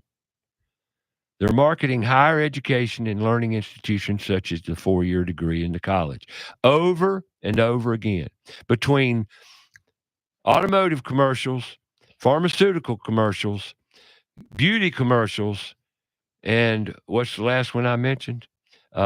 Education. Education. That's your TV commercials. You know. Yeah. They've done that since the mid-'70s. And now you think the only way your child's going to be successful. We talked about that, didn't we, Scott? Successful. What in the world does success mean? We need to redefine it or look closer as a culture, as a society, to what does success really mean? Because you've been, I'll say it my way, you've been scammed. You've been taught that college degree is the way to success. And that's why 80 to 90% of all educational decisions in most households are made by women, the mothers. Got to please mama. And you don't know how many times I've heard a child say, well, my parents want me to do. So you're going to go base your life on what your parents want you to do. I know you love your parents, but are they going to live your life? There are so many things that you just talked about that made my brain fire up. First of all, that's why you're here. That's it. First of all, I was told from the moment I could understand the English language, you are going to go to college. Nobody in this family has ever gone to college. Nobody in this family has ever graduated from college. So there was no if, and, or but about it. That was pressure. It was, but I mean, as I've gotten older, I understand it. I mean, well, my dad. We understand that they want the best thing for you, and that's them as parents to give you. Yeah, and as I said, that's my point. My dad didn't graduate from high school, so education was important to him. He went back later and took classes at local community colleges and got different degrees and stuff like that. But now I wasn't told, when I went to college, you want to talk about a nebulous major, I was a communications major. What the heck does a communications major learn? What he could tell you. Him too. He was a communications major. I mean, luckily for me, I went so long ago to college that it didn't cost an arm and a leg. So I paid my college loans off in 10 years for a fairly low amount of money. So, I mean, I had to have learned something. But if you want to say what specific skills did you learn, I don't know if I could list them. Which university did you go to? Well, they don't even call it this anymore. They call it some highfalutin name now that doesn't even have the name of the college in it. At that time, it was called Clarion University of Pennsylvania. Okay. And so that it was kind of in the middle of the state of Pennsylvania. They were famous or kind of their diving and their wrestling and stuff like that. That's what they were famous for. But I had a friend of my aunt's her son went there, and he was a communications major. And I figured, well, all I ever wanted to do when I was young, what do you want to be when you grow up? I never had an answer. I just said creative. I never knew what that was going to manifest itself later in my life. And it took many, many decades before that was finally answered. Ain't it amazing? Oh, it's when you look, if you're fortunate enough to live to a certain age and you look back, I always say that, my professional life, my personal life, as probably are all of us, for those who know what I'm talking about, the Indiana Jones movies, when they put the map up on the screen and it shows the journey that Indiana Jones takes, and it's all wavy and squiggly and stuff like that. That's the way I and most of our lives are, professional and personal. This big squiggly line that for some of us, we're lucky enough that it finally makes sense after all those decades. Right. That, oh, I learned this so I could do this. I worked this crummy job so I could learn this. I had this good, bad, or somewhere in the middle relationship so I could learn this. There's some sort of phrase that I'll badly. We're all right where we're supposed to be. I love that thought. There are those who would say, well, that means you're not taking responsibility for your life. And maybe, but I said this to you earlier. I think we all pay short heed to, I was lucky in this way or another. I was lucky to have a good family. I was lucky to meet this person at this time in this place. I crossed paths with this person who was instrumental in putting me on the right path. I had this boss. I had this job, that no human being, even with our brains, could have planned all of that out. You just can't plan for everything. So it's no, you got to go with the flow. But the number one thing that will pilot you anywhere you can go in life as a human being is what we talk about, what you're doing, what I'm doing. We're inspiring. We're developing creativity and imagination in our youth that they don't get otherwise.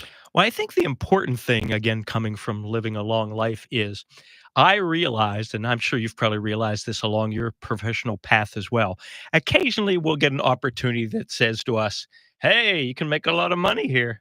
It's in anything you really like or you're passionate about, but you can make a lot of money at it. And you try it. And you still have that empty feeling inside. Versus, well, maybe this thing isn't going to make me a millionaire, billionaire. But when the times get tough, my passion, my excitement, my whatever will push me forward to keep doing it. Whereas with the other thing that's just money based, you can kind of say, nah, I don't like that. I'm not going to do that anymore. I quit. I have found in my life, 74 years now, if you chase money, it doesn't assure you of being happy. Matter of fact, typically, as you just alluded to, it will turn you the other way. Money's great. We all have to have it. I get that. But that's not the be all. What really gives you power, empowers you, gives you the freedom to explore and be whatever you want to be is creativity and imagination. Yeah. And the only time you learn, and I say this every Saturday morning, the only time anybody learns anything is when you apply it. Oh, yeah. You have to apply to learn. We were talking about humor earlier. Mm-hmm. The funniest things in life are what we do as human beings. We're flawed humans. We do a lot of silly things. George Carlin, Richard Pryor, Robin Williams, and I can go on and on, Right. Dana Garvey. Right. They knew the human spirit and the human as an animal and could make you laugh till you hurt. Right. Around real life Right. incidents Yeah, and real life stories. Yeah, we relate to these things. Yes. Oh, I've done that stupid thing. Yes. My father, my wife, my uncle, my aunt, my whatever has done that stupid thing. Again, I thought I or they were the only ones who ever did that. You're telling me you did that too? And it evokes laughter for some reason. Yes. And they're funny. People are funny. We are funny creatures. And that's where we get our humor from. One more thing real quick, because I can't let it pass, because I've always been a television watcher. And recently what I'm doing, because it's summertime and a lot of stuff isn't new anymore, so I'm going back and binging things. And two shows, and I'm sure, being the age that you are, you remember these shows. But I love them because they are educational based, but they're not trying to teach you anything, but they are. Do you remember the shows Room 222. Do you remember that? Oh, yeah, sure do. And the one I'm watching now, I got through all of those. And the one I'm watching now is The White Shadow. You remember The White Shadow? Do not. That was a white former professional basketball player becomes a coach at an inner city minority high school. And what I found most fascinating about both of those shows is, we whippersnappers who haven't been in the educational system for forever and ever, we think, oh, I found all the flaws in the educational system. I found them in 2000, 2010, 2020. Well, these shows were made in the late 60s, mid 70s, whatever. And I'm nodding my head all the time about what they're showing going on in the educational systems that were back then, and we're still making the same mistakes today. Yes. It's unbelievable, and it's fascinating to me. I love them. Those shows are awesome. Right. Well, technology sure came a long way. We watched a movie last night that was massive. My gosh, when was this made? But it's like amazing. Jaws with the Robo Shark. Oh yeah, right. But it's amazing what we've lived through. How old are you, Scott? I will be 62 years young this coming April. Gotcha. Well, happy birthday. Thank you. I appreciate that. You've lived 62 years, and you started your journey over 20 years ago in the improvisational world. Yeah, I took my first class early in 2001. How many kids you got over at Wilson, you think, typically in a class? I mean, what I'll usually teach, and I'll be teaching it again this year, I'll have 4 drama elective classes, roughly 20 students per class. 4. So for the whole year, it'll be about 160 students I'll That's have. awesome. Yeah. Right. And what's your angle? What's the class called? Well, they call it, drama elective. Drama elective. Yeah. So, and I've been very fortunate that they've really never dictated to me what I need to teach. Curriculum, basically. Yeah. Oh, yeah. I mean, they want to obviously enhance the North Carolina. Obviously. Obviously. Yeah. You got to play the rules. But so I've just gotten to the point where, as we've said the words many, many times, I'm just always encouraging creativity and imagination. I mean, maybe at the beginning of my teaching journey, I came with all this love of improv, and that would be all I would talk about and all I would teach. But I've really opened it up over the years to say, because what I understand now, and it takes me a long time to understand these things. I ain't that bright. But most recently, what I've said to myself is, there are different types, and we've talked about this either directly or nibbled around it. There are different types of creativity that people, not everybody likes to stand up in front of a room and give a speech or do a stand-up act or whatever. Some love it. Some were born to do it. But some, there's that old joke, Jerry Seinfeld, I don't know if he made it up or somebody made it up before him. They talk about, the biggest fears of people. The biggest fears of people, number 2 is dying, and number 1 is public speaking. So Jerry says more people would rather be in the casket than delivering the eulogy. And that's true. Good analogy. We run across people. I'm sure you do all the time. It's when you speak to groups and whatever. Oh, Ray, how do you do that? I'd be so scared to talk in front of all those people. On the radio, people come on the radio and they're nervous as heck. They're all kind of wobbly and stuff, and you can tell. I read their energy, But a lot of people are that way, and they say, well, what are we going to talk about? Well, the easiest thing in the world for you to talk about. Yeah. Yourself. Yeah. What do you mean? Why are you here? What do you do? Yeah. And then I said, see, it's real easy, isn't it? Yeah. And that's every human being is that way. Yeah. So all we've got to do is overcome your fears. So this year when I'm going into my school, I'm thinking of kind of 3 buckets of students as far as creativity. Those who do like to, for lack of a better word, perform. They're talkers. They're talkers like I am. And if you ask them to get up and talk at any time, they're going to be overjoyed to do so. Now, you might not always know what's going to come out of their mouths, and that can make it very interesting. But okay, so you got them. You have writers who they're just as communicative.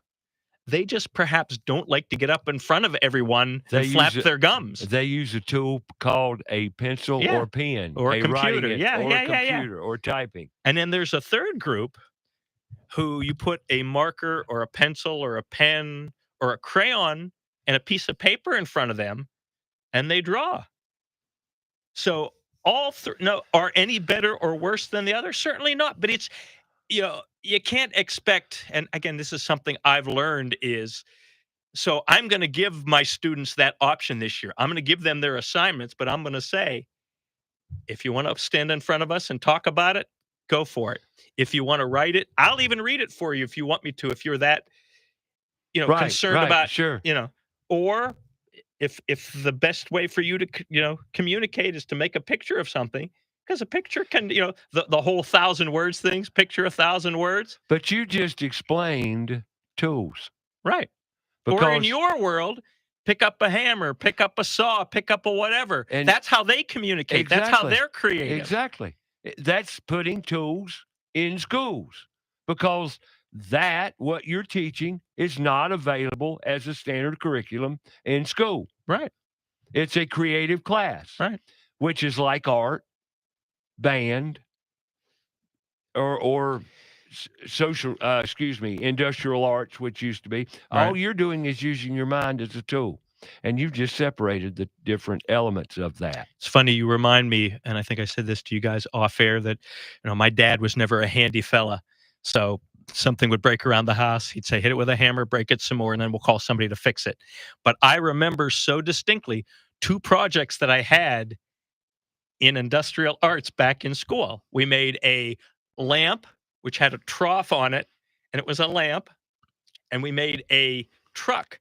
We made it out of metal. We bent metal and made a truck. Sure. And for somebody who's not handy to have done those 2 things, I couldn't have been prouder of those achievements. And even though today I would never do anything like that. But, it taught me something. And you will never, ever forget it. I won't. Here you are, how many years later, bringing it up. Yeah. I've got a clay piece of pottery that I used as a container on my desk, and it goes over the house for various reasons through the years. Right. Been a collector, put widgets in it or whatever, that I made in art in the 7th grade. And I still have it today, and I use it. Well, look, I created this. Yeah, that's what I love about what I do is, whether it's improv, whether it's any sort of creativity, you start with absolutely nothing except maybe an idea. Right. And then depending on how you cultivate that, whether it's words, spoken words, written words, pictures on a paper, and then, your little clay pot is what is there at the end. Yeah. And you can say to yourself, I created this from nothing. Right. This is an achievement. Mm-hmm. It's just sometimes getting the students started is the hard part. And that is the words empowering. Regardless whether it's a speech, a piece of paper with a story on it, writing, or the graphic design aspect of it. It's all empowering. And these kids aren't in touch with that, are they? Well, what you'll hear a lot is, and again, where it comes from, probably some of their parenting or non-parenting, some of the other teachers that they've had in their lifetime, the first thing out of their, I can't do that. I don't want to do that. I can't do that. And again, I think it's a defense mechanism. It is. Oh, I'm going to put myself out there. You're not going to like what I did, or you're going to make fun of me, or you're going to give me a failing grade for my classmates are going to make fun of me for it. So I'm not going to try, so I can't fail, and I can't be made fun of, and I can't be put down. Run from it. As opposed to where I wish even myself oftentimes at least start in the middle and say, okay, something's going to come out of this. It may be the worst whatever ever, or maybe it's going to be awesome. At least start in the middle, but don't have no be your first thought out of your brain. Right. I agree. You man, give them self-confidence. You can do it. Even if you mess up. Doesn't matter. Go for it. But right now, we got to take a break. We're going to take a break. 704-227-8986. Love to hear from you. And that's something we don't do as much anymore is talk to each other. Give me a call. Talk to me. Let me hear from you. 704-227-8986. Talking about our kids, and how to empower them, give them the freedom they deserve through creativity and critical thinking. And, you say critical thinking, it sounds pretty, critical, like it's a big deal. Yeah, it really is. Come back. We'll talk about it.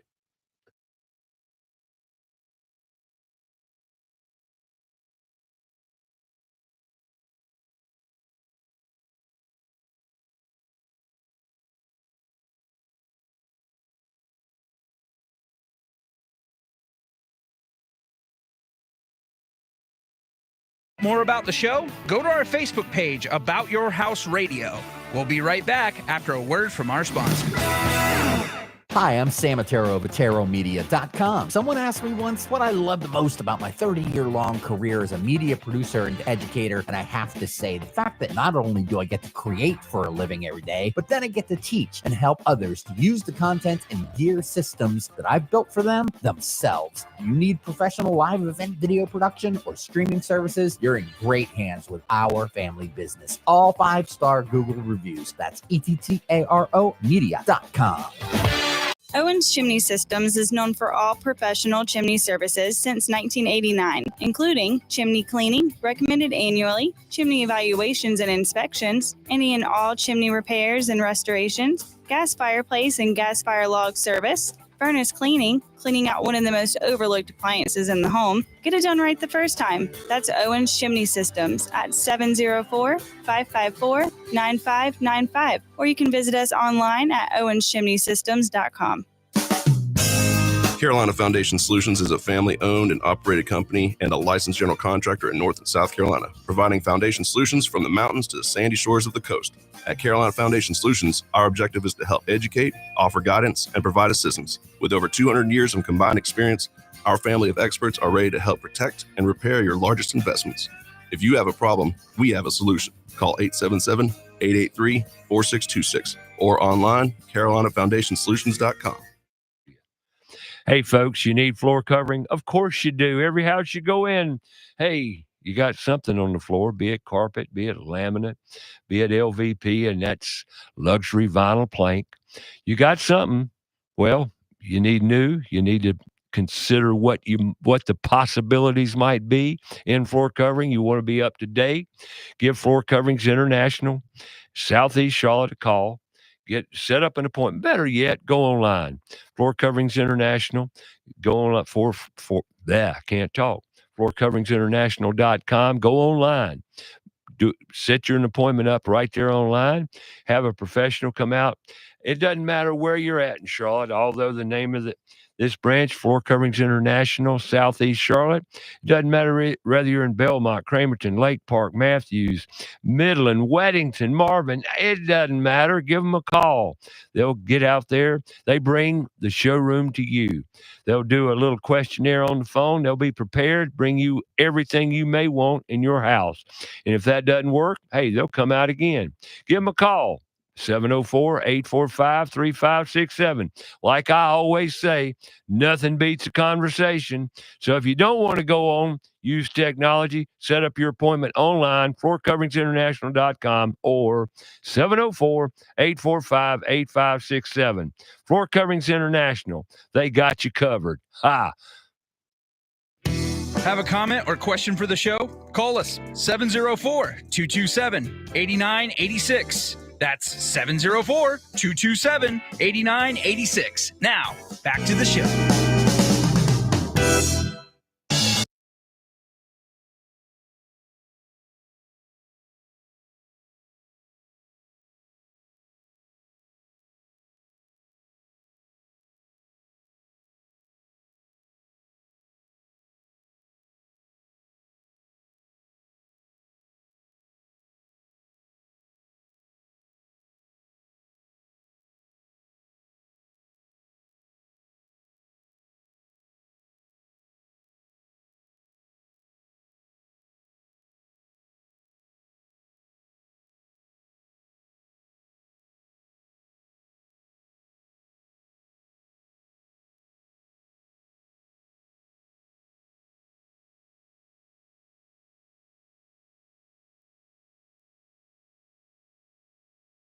All right, welcome back. Talking to Scott Pacitti of Planet Improv and our kids.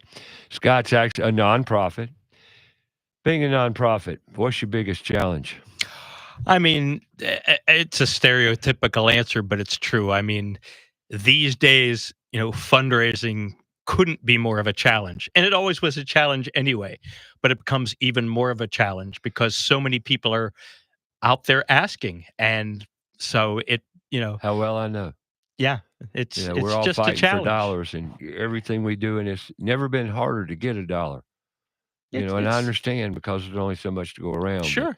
hey, we're talking about our kids. PutToolsInSchools.org. You can donate. Planet Improv. Yeah. .org. Yes, sir.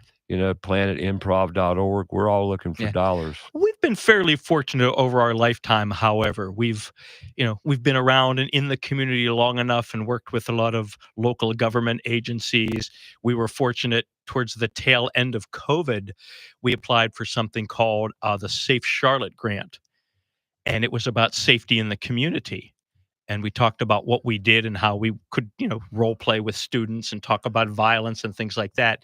And that was again, this was back probably 2019, 2020. That was a $50,000 grant. That was really kind of a turning point of our nonprofit. That's a lot of, that's beautiful. Yeah. I mean, that is great. Congratulations on that. Well, Well, the Stowe Foundation gave us a nice check last year, and we've gotten some along the way, which several private donors and what have you. Yeah. But it takes money, and another part of that, from my vantage point, is industry.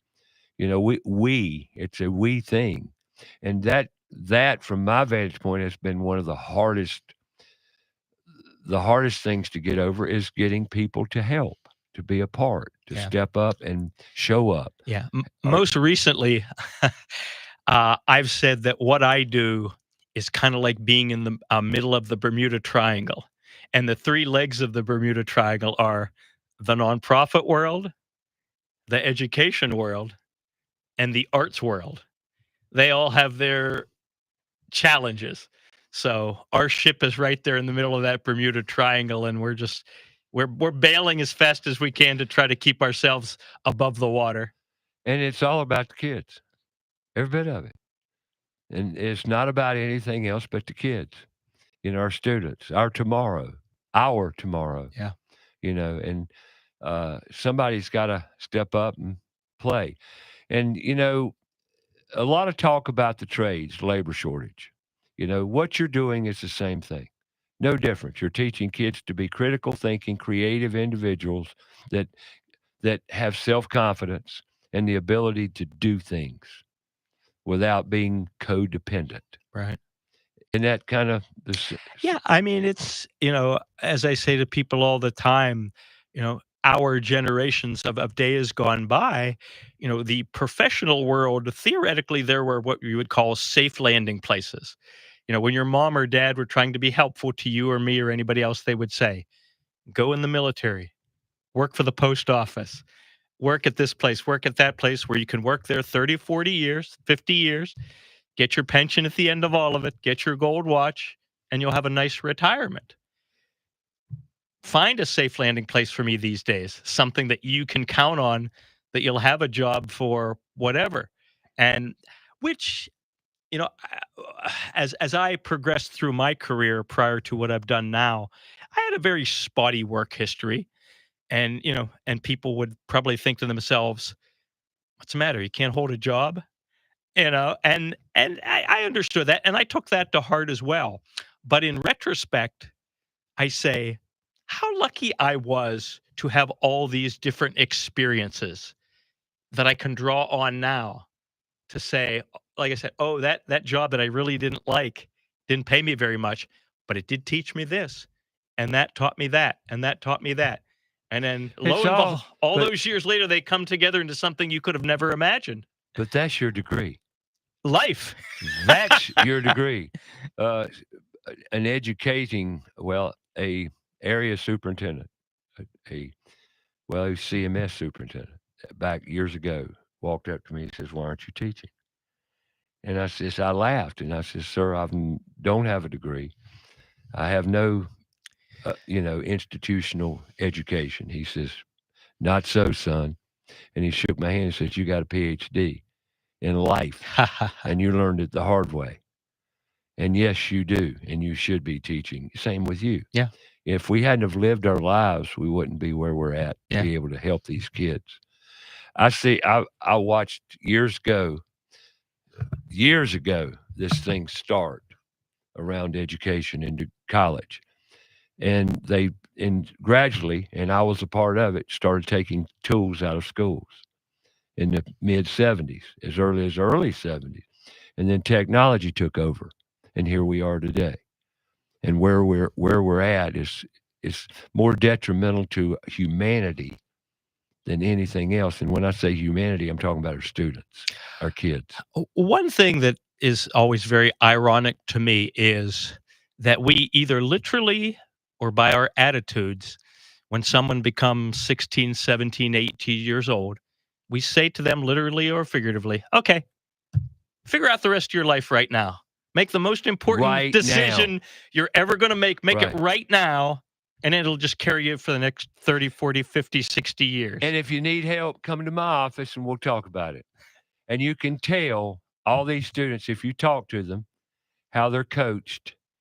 And you can ask them what they're going to do when they get out of school, if they're high school students. And they'll tell you something, and you look at them and say, now, who told you that? And they'll tell you who told you that. Well, I mean, you think about it, and we all go through this as we age and mature. The first X amount of years of your life, very few of the opinions that you have are your opinion. They're what mom and dad, you've heard mom and dad say, grandma, grandpa, your friends, whatever.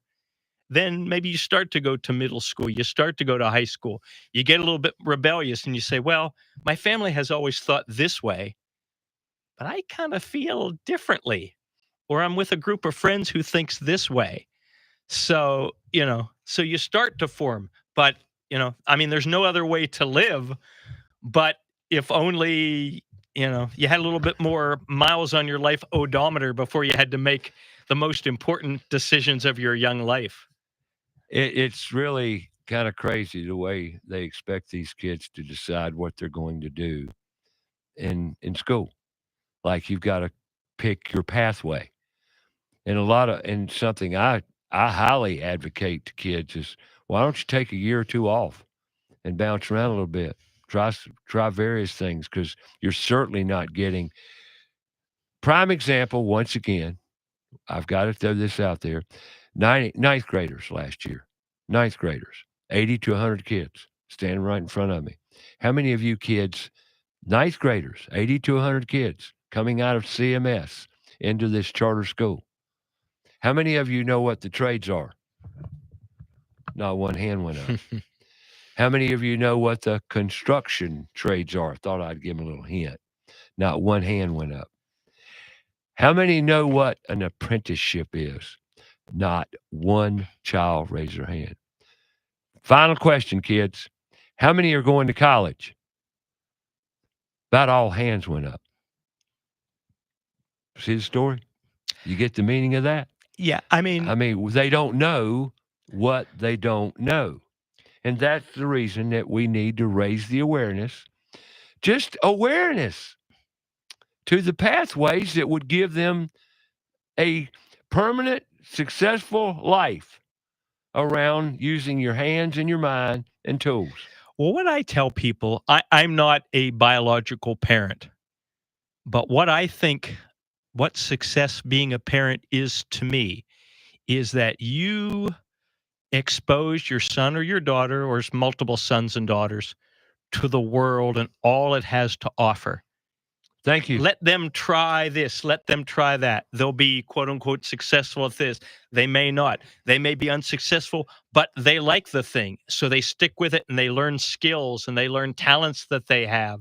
So, because if you just try one thing and you're locked into that, I mean, if it works out for you, that's awesome. You're very fortunate. But that's not the case for, I would guess, the majority of the people who have ever walked the earth. Again, the thing I think would be so sad these days, and I'm sure it happens all the time, they graduate from high school, they go to college, they take on these huge loan amounts for this one career.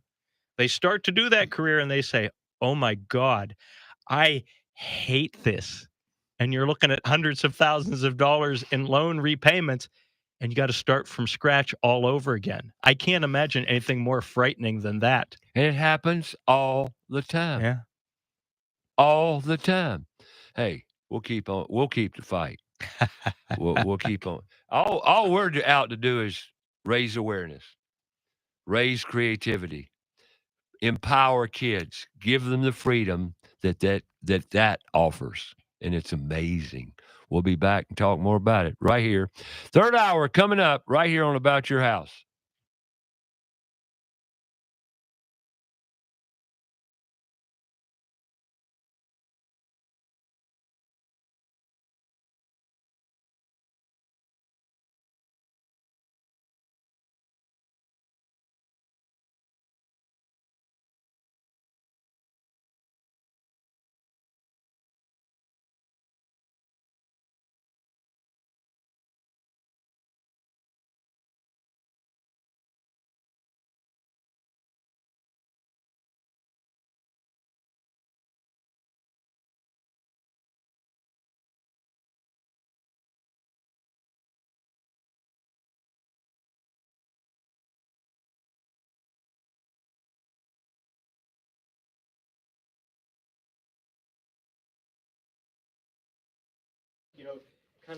Hour number 3, Scott Pacitti of Planet Improv continues talking with Ray about education, nonprofits, improv, and more importantly, helping the children, as Ray would say. Isn't that beautiful? About Your House is brought to you in part by PutToolsInSchools.org, connecting students to tools of the trades and raising awareness of the many career pathways. Also brought to you in part by Queen City Home Store. Queen City Home Store is a family-owned store serving the Carolinas for over 70 years. They're the largest independent appliance retailer in the Carolinas, constantly growing and taking pride in the experience that they offer customers with a knowledgeable sales staff, product selection, and lowest price guarantee. So sit back, relax, and enjoy some time with us. And now, here's your host, Ray Terry.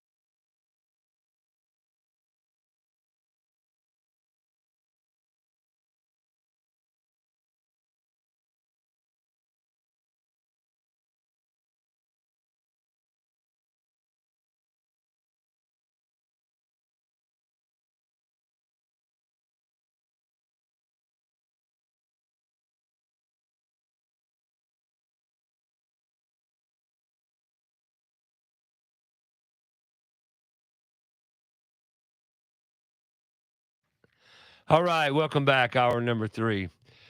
Talking to Scott Pacitti with Planet Improv, and I want to talk about his latest experience and at summer camp. You volunteered. What? Tell us your Yes, story about summer o- camp. online. Isn't that where all of us learn about anything in life these days? Online, I saw an advertisement, I think it was online, for Town of Matthews. So Matthews right down the street from Charlotte, that they were looking for, camp counselors for their what they call Camp Funshine for this coming summer, starting, second week of June through approximately the second week of August. And I've been doing summer camps. That's 3 months, practically. Yeah, I've been doing summer camps for forever. Mostly what I would do is I'll visit a summer camp and, do an improv class, intro to improv or theater or creativity or imagination. But with them, I was one of, I guess there were 8 of us maybe in total, because what they would have is they had like 8 weeks of camps. They all had a theme, and there would be approximately 40 campers, and it was a day camp. It wasn't an overnight camp or anything like that.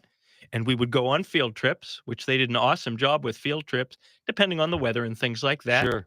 And we would do a lot of indoor activities as well.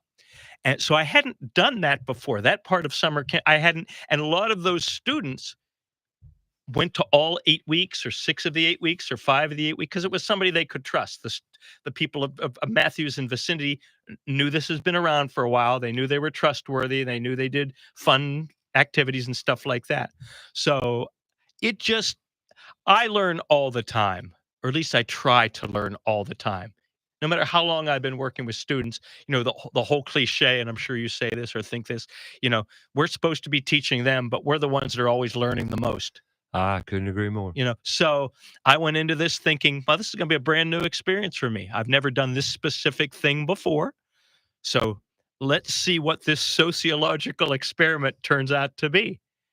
And it was fascinating, fascinating. As much as I could be an observer of what was going on, you throw 40 students into the summer camp for that week. Some of them know each other. They may even be best friends. A multitude of them may have never met the other person before. You see the shy people. You see the outgoing people. You have the people in between. You have all the different, some people like to do arts and crafts. Other people like to do sports. And it was fascinating, fascinating, infuriating at times, satisfying at times, fascinating all the time. So that's Camp Funshine in Matthews. Yeah. You say this past summer it wasn't overnight. It was a day camp. Yeah, just not It was a day camp. roughly 9 to 5. Some kids would come in earlier because their parents probably had an earlier work schedule. 5 o'clock or a little bit before if their parents came before, a little bit after if they came before. Where was it? It was at a place called the Socrates Academy. That's also in Matthews. It's a private school. It's a Greek private school. Okay. Yeah, and they gave us, parts of their facility to use. They had a big kind of multi-purpose room we were in quite a bit. They had their gymnasium where we do some of our sporting events. And then we went to a multitude of off-site locations and field trips as well. A lot of the places I'd never been to before. So it was almost like I was going to summer camp because I hadn't been to these places before. That's what I've found to be true too, that excuse me, as we get older, and we're older than most, you find that the parents become just as engaging as the students. Right. And now I know at summer camp you just had students, but my point is when I would go to a group where there's parents, counselors, and mentors and helpers and whatever, they were just as engaging and interested in all of what you had to deliver to the students as they were. Well, They're what's just as captive fascinating, because they don't know any of it either. What's fascinating, and you may be alluding to this, if you get to spend any appreciable amount of time with anybody who's important in the life of a child or a student, you can see where a lot of their stuff comes from. Yes. And some of it is great. Some of it may not be so great. Right. And I'm not pointing a finger at them because, again, I'm not a biological parent, so I shouldn't be criticizing anybody for how they're parenting or not parenting their child. But I realize the importance of it. And, it's, you're a biological parent. So I say this in jest to most people who are biological parents. I'm guessing that when you left the hospital, they didn't give you a manual. Nope. No Here's book. here's how to here's how to successfully parent a child. Right. So you The book and does your not spouse, exist. Yeah. you had to say, okay, we're going to do the best we can. We're going to screw up a lot. Hopefully, we'll screw up less times than we do good. Right. And then 18, 25, 35, 40, 50 years later, we'll see what this experiment turned into. Right. Never know. Never know. You know, I forget what I was watching recently or listening to, and they were talking about, how multiple siblings in a household can be polar opposites of each other. Even Totally, though they're raised by the same parental unit, theoretically, maybe they've even gone to the same school, but that's where the brain is so fascinating. The wiring in our head is so fascinating. Right. Your summer camp experience. Uh-huh. Share with us. It was, what age bracket? What they were demos? probably the youngest, I would say, was probably 6-ish, so pretty really? young. The oldest was probably, I don't know, 13, 14 maybe. Oh, okay, adolescent. Yeah. So it spanned quite an age span. And, and for the most part, and what was also interesting is that there were lots of brothers and brothers, sisters and sisters, brothers and sisters. And that was fascinating to me because, and I say believe it or not, but I'm sure anybody who has a brother or sister would say, I believe it. Some of the biggest verbal and physical altercations that happened during those camps were between siblings. Right. I get that. I worked with my brother up until 1990. We were both adults, and we worked together as adults together. And some of and even the people that would work with us says, no, don't pay attention to them because they'll get crazy. They'll think you'll think they're going to kill each other. And literally sometimes. Well, I mean, and that's not good professionally speaking. No, but it's not at all. As we look back on it, said we were idiots. I mean, we were idiots. You know their deepest, darkest secret. Oh yeah. You know where to poke and prod at them when you feel like being ornery one day and get them going. Right. And it's amazing. But I found that quite fascinating because my experience with my sister, she's 10 years younger than I am. So we were almost always at different generations of our life. She's a baby. Right. I'm 10 up to whatever. I'm in college. She's back in elementary school, et cetera, et cetera, et cetera. So we were never kind of on the same plane of our experience at any given time. You still see your sister much? Unfortunately not. She and my niece and nephew live in the Pittsburgh area. So, much like, and it doesn't make me happy, but again, we always go back to technology. Sure. What we do is we check in through technology. Oh, yeah. I'll see something on Facebook or some social media that remind me of her, and I'll tag her in it so it goes to her, and she'll, oh, yeah, I remember that, or smiley face, or whatever emoji. You can FaceTime and all that stuff. And we can. We went when, a few years ago, 3 years ago, when we ended up losing both our mother and our father within 6 months of each other. Mm-hmm.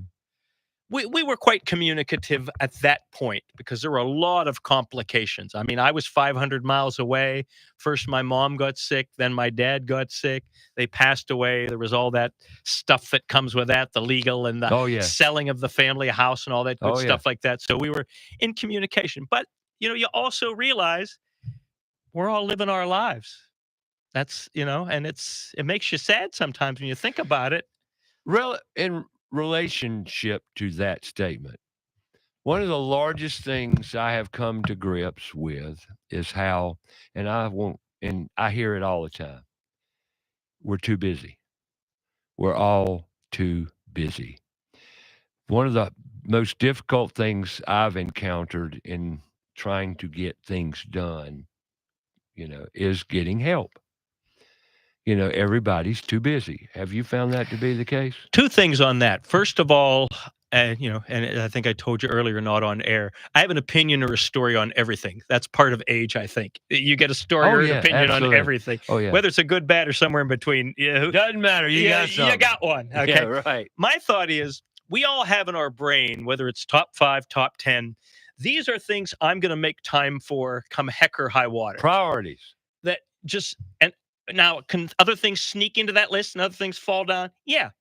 But if it's important to you, me, or anybody else, I'm always going to make time for this.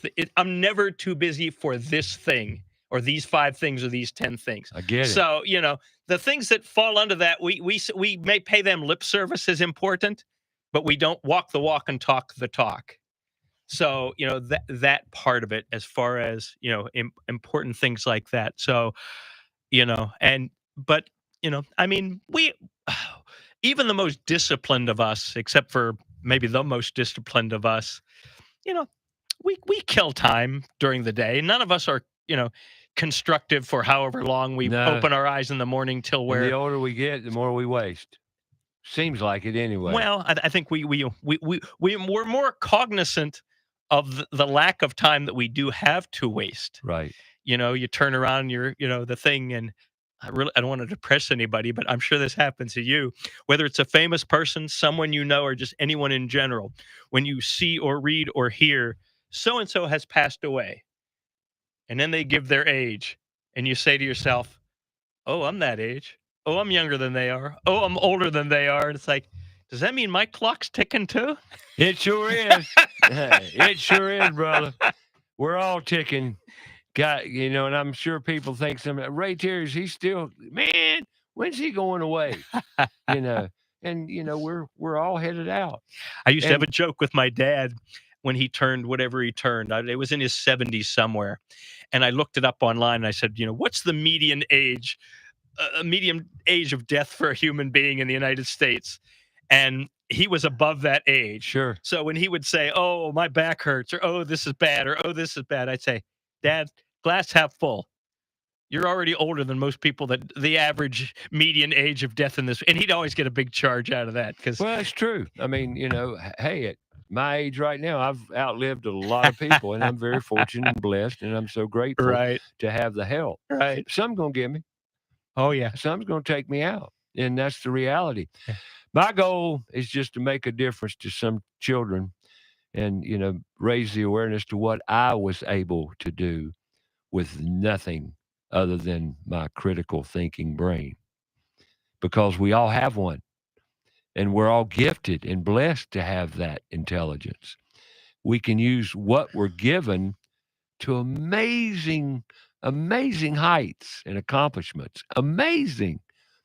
And if you'll really look at history, all the really successful people, they didn't have a degree. Think about it. Fact.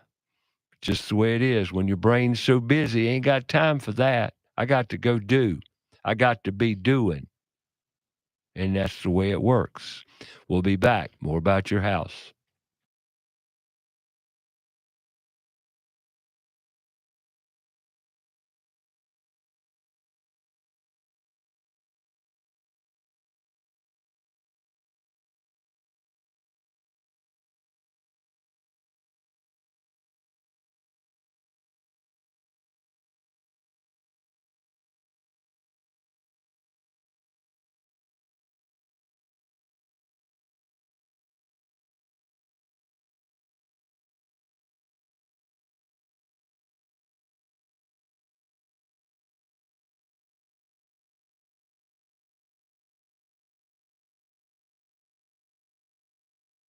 Out more about the show? Go to our Facebook page, About Your House Radio. We'll be right back after a word from our sponsor. What's up, everybody? This is Jenna with Crown Town Cannabis, Charlotte's first dispensary. Now, we didn't want to stop at being Charlotte's first dispensary. We want to be Charlotte's first place to do cannabis-centered events.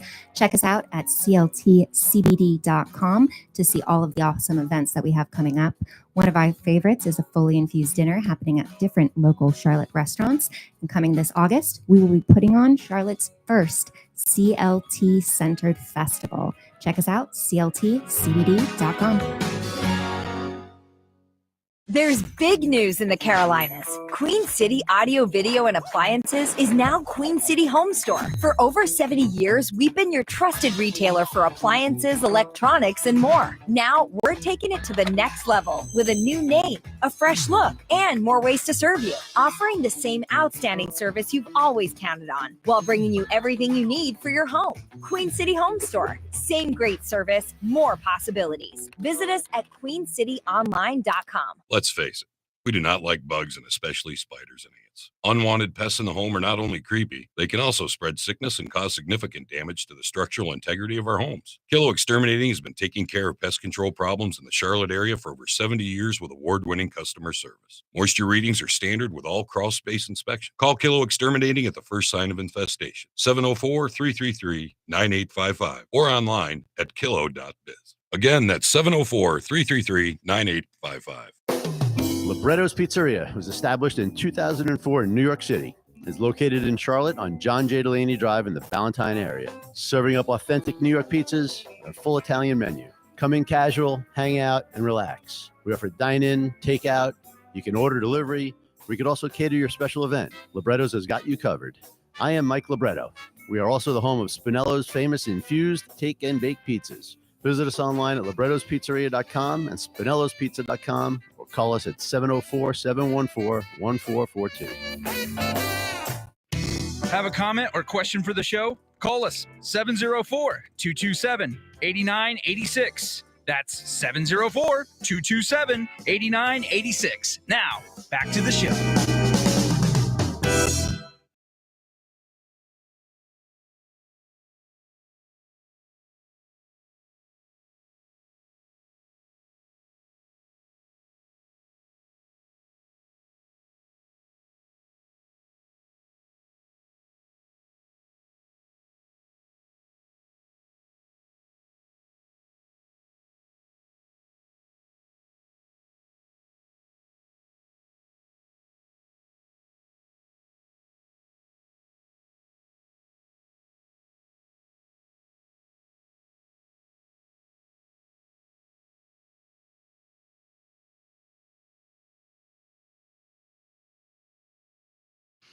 All right, welcome back.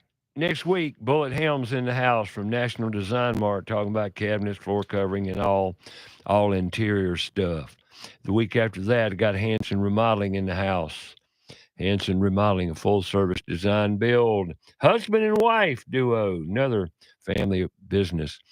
On the 13th of September, I got garages. Let's talk about garages as we have before.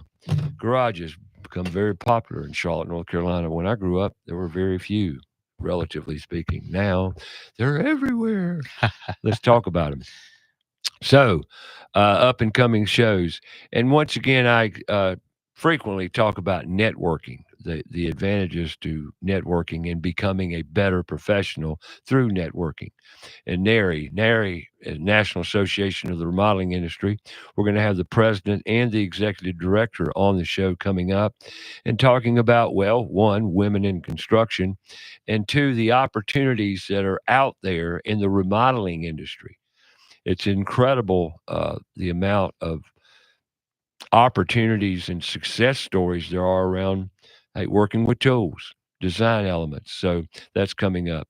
That's something we advocate on the show here every Saturday, is how you can become a better professional, because we don't talk enough about it. And you need resources. PutToolsInSchools.org is needing resources as well as this new school year starts.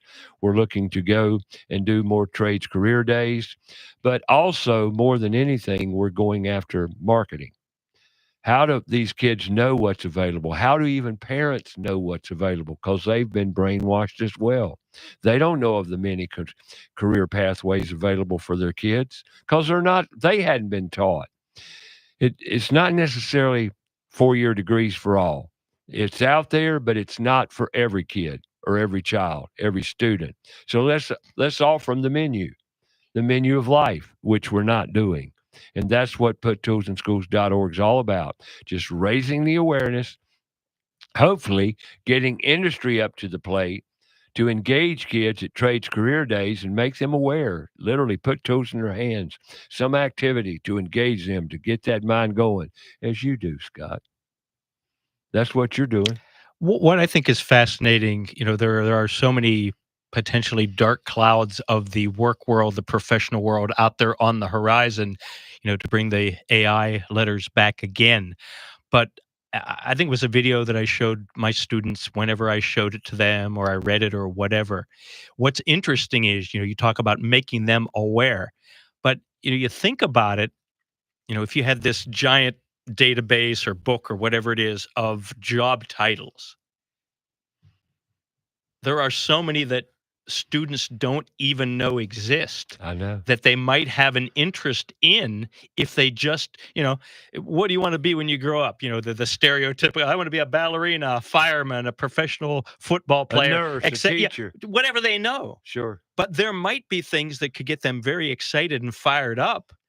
And they might be, you can mix, the world of tools plus the world of computers and technology in Absolutely. a multitude of ways that might, but they just don't know it. And there's, that's where the information overload is tough, because where do you go to find all those answers? And you hope that, your child's going to the right school, has a good counselor, has a good teacher that have a good relationship with. And, you talk about networking. Maybe the mother and the father have friends in the business or in a business or a career that can be of helpful. Or if you are going to go to college and make that investment, that it's not potentially a major that may not have a lot of career paths. It's kind of more laser focused, that I'm going to learn this specific skill or set of skills that is going to be marketable from 6 months before I even graduate, because these people are going to be recruiting me. Right. And again, that's, we're saying, hey, child, make this decision at 18, 19, 20, 21. They have to be pretty on the ball to have that mindset at that time in their life. But it can be obviously invaluable for their lifetime. Right. Well, you ask kids at events where we go to the schools and, set up and engage them. You ask, what are you going to do when you grow up? A lot of them say, I don't know. I'm not sure. I love that answer. That's great. A lot of them say, I'm going to college. What do you go for? And my next response is, for what? Right. Then some of them will look at you and say, what do you mean? You're going to college for what? For a degree. For what? And that right there tells me they're just in the status quo. They're just performing what they've been told to do. Well, you think as the years, as the decades have moved along, the changes in the work world, where, maybe back in whatever, getting into manufacturing or whatever, being in a mill, whatever, that was the job to do. It didn't really matter if you graduated high school. If you had a degree, a high school degree, it would be pretty impressive to people if you actually did. Then it migrated to, having a college degree, where that was the be all and the end all. Today, I don't know if there's that magic ticket anymore that says this is going to guarantee you career success. I will tell you what guarantees career success. And we've talked about it here on the show. Passion, love, determination, attitude, morals.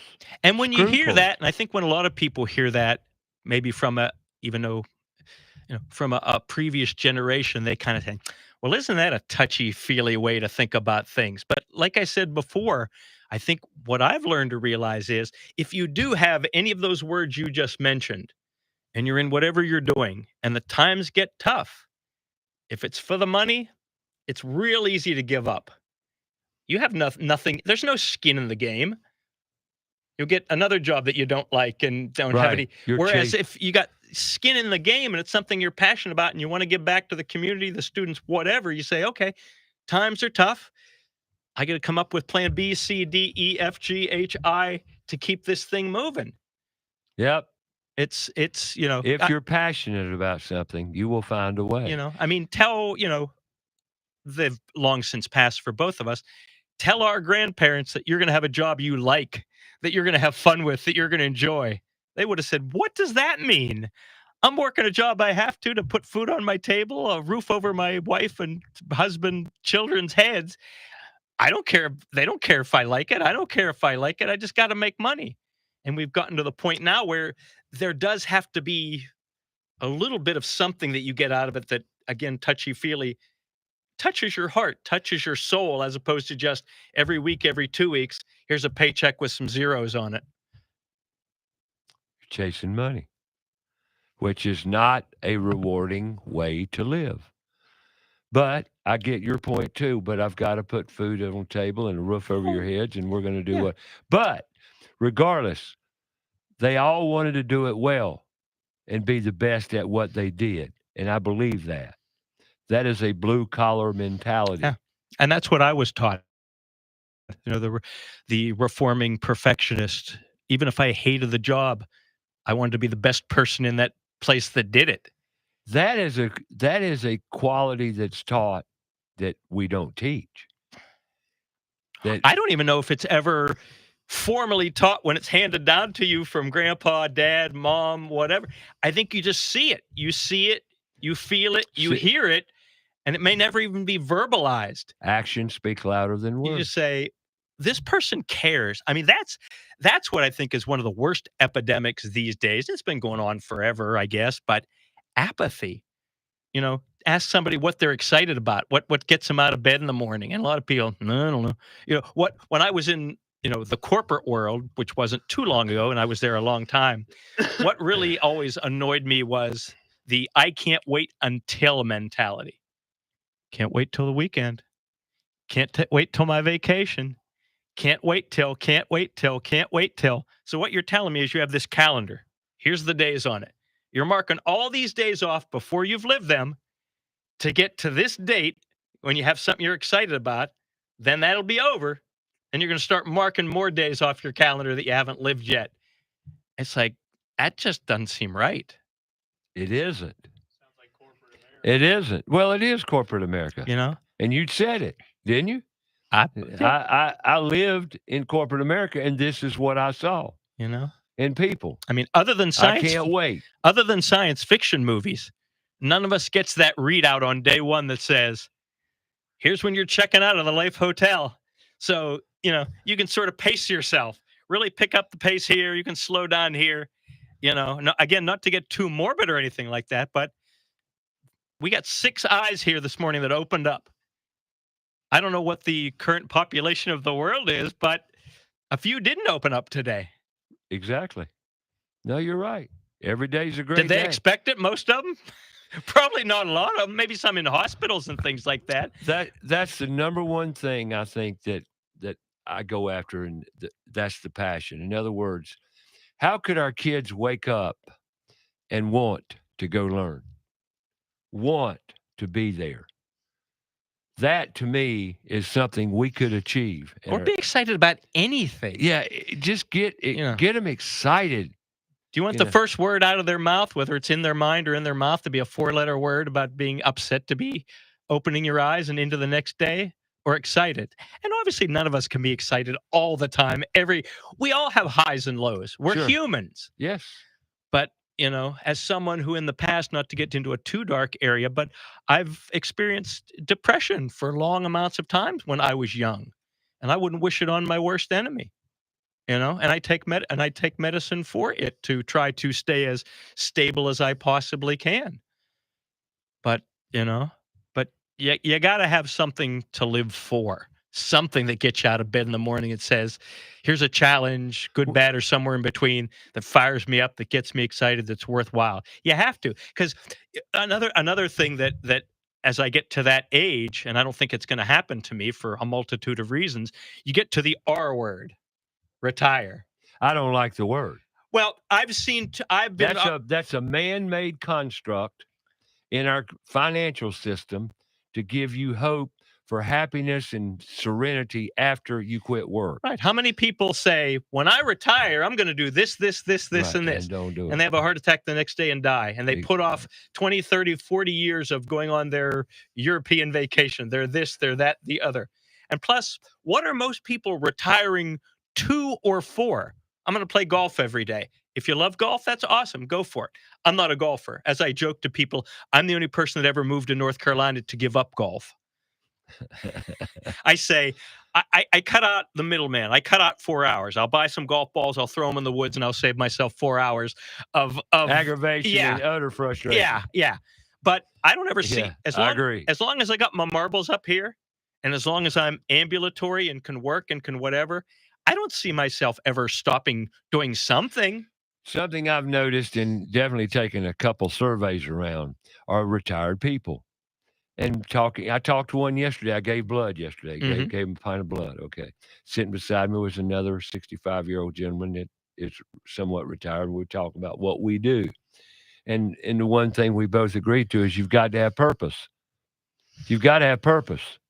I don't care how old you are, what you're doing. If you don't have purpose, you're not going to be a happy person. Got to have a reason to get out of bed in the morning. There's your purpose. And normally it's around servitude, serving.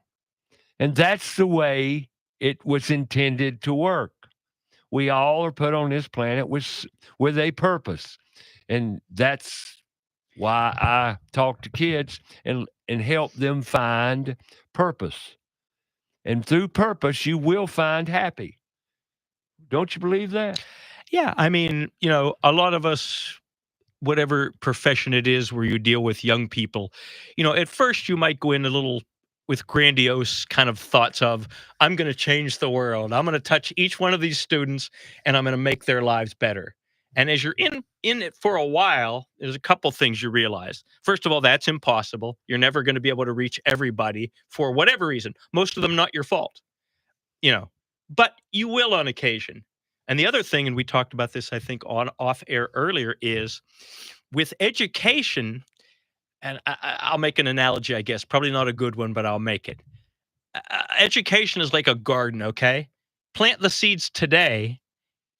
You see them next week, next month, next year, next season, next whatever. Yeah, so you may never see the fruits of your labor of someone you've actually touched. You may never see them again, but hopefully maybe you touched them in some way that put them on a path or continued them on a path that gave them a fruitful life.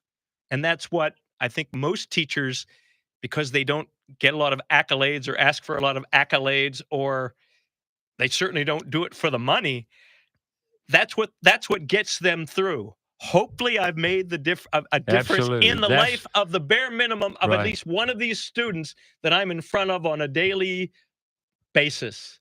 I hope. And then if you're lucky, and you've mentioned it, and every once in a while I'll get it because I've been in front of enough students, they call me Mr. P, because other than you and your helper, nobody ever says my name right. So in school, I'm Mr. P because that makes things simpler. Right. So, but every once in a while, I'll be at the grocery store. I'll be at this summer Carowinds. I'll be somewhere and I'll hear somebody, Mr. P, Mr. P. And it's a student of mine. And they're calling my name and they're smiling. And hopefully I've brought them some joy or they've brought them something. So they're saying hi to me or whatever. And that means the world to me. Absolutely.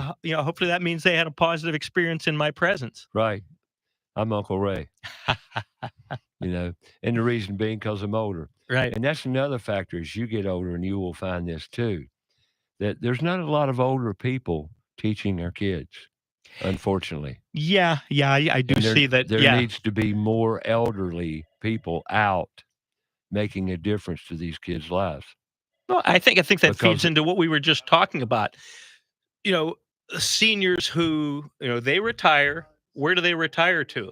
Their kitchen, in front of their television, right, to the golf course. Right.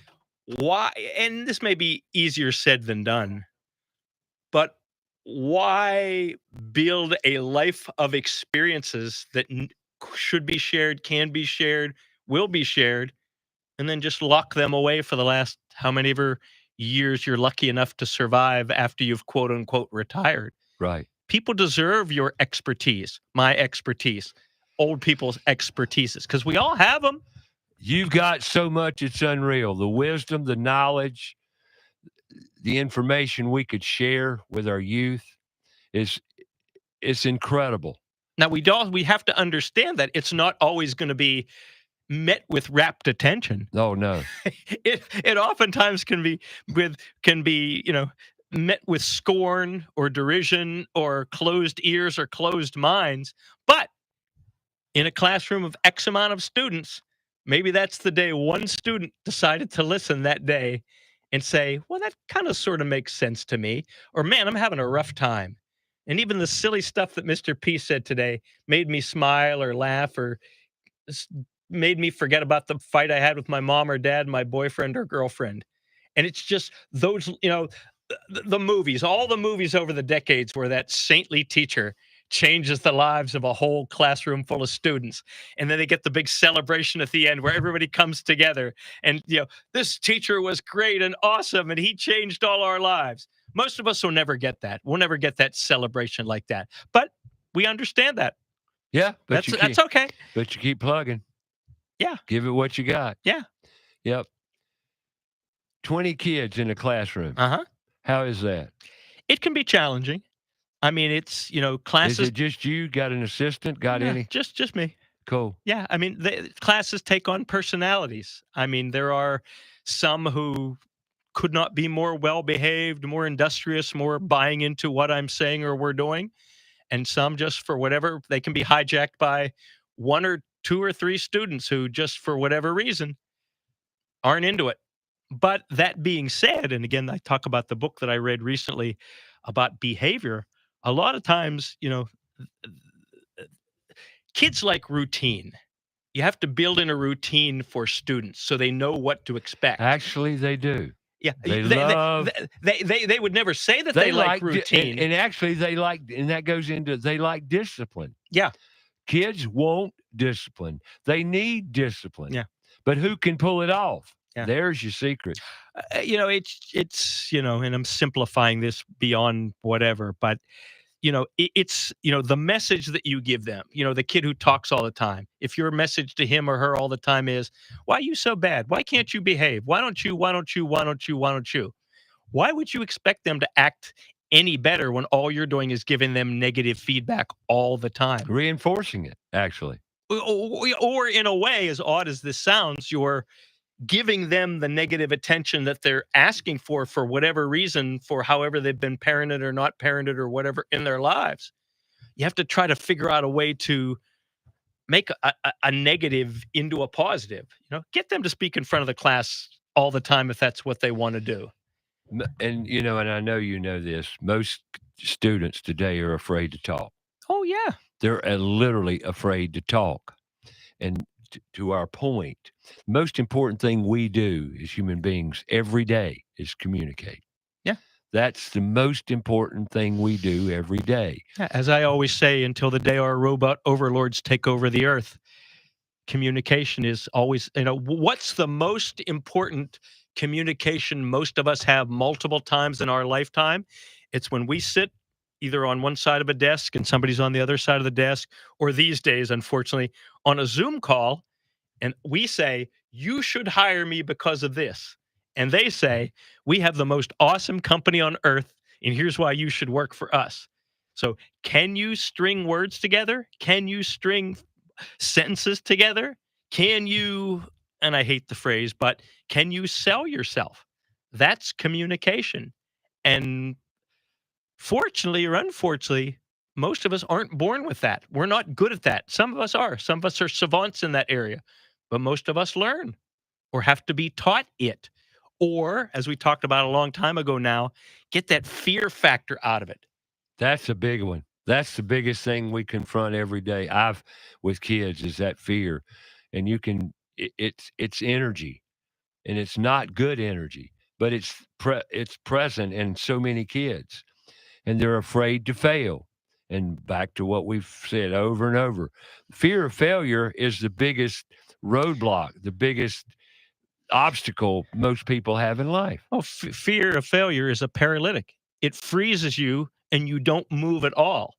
That's the failure. When you just get so paralyzed that you don't want to say anything, don't want to do anything, that's where you fail, when you're not trying at all. And a lot of kids are in that space, and we need to work on how to get our kids away from that, because it's crippling.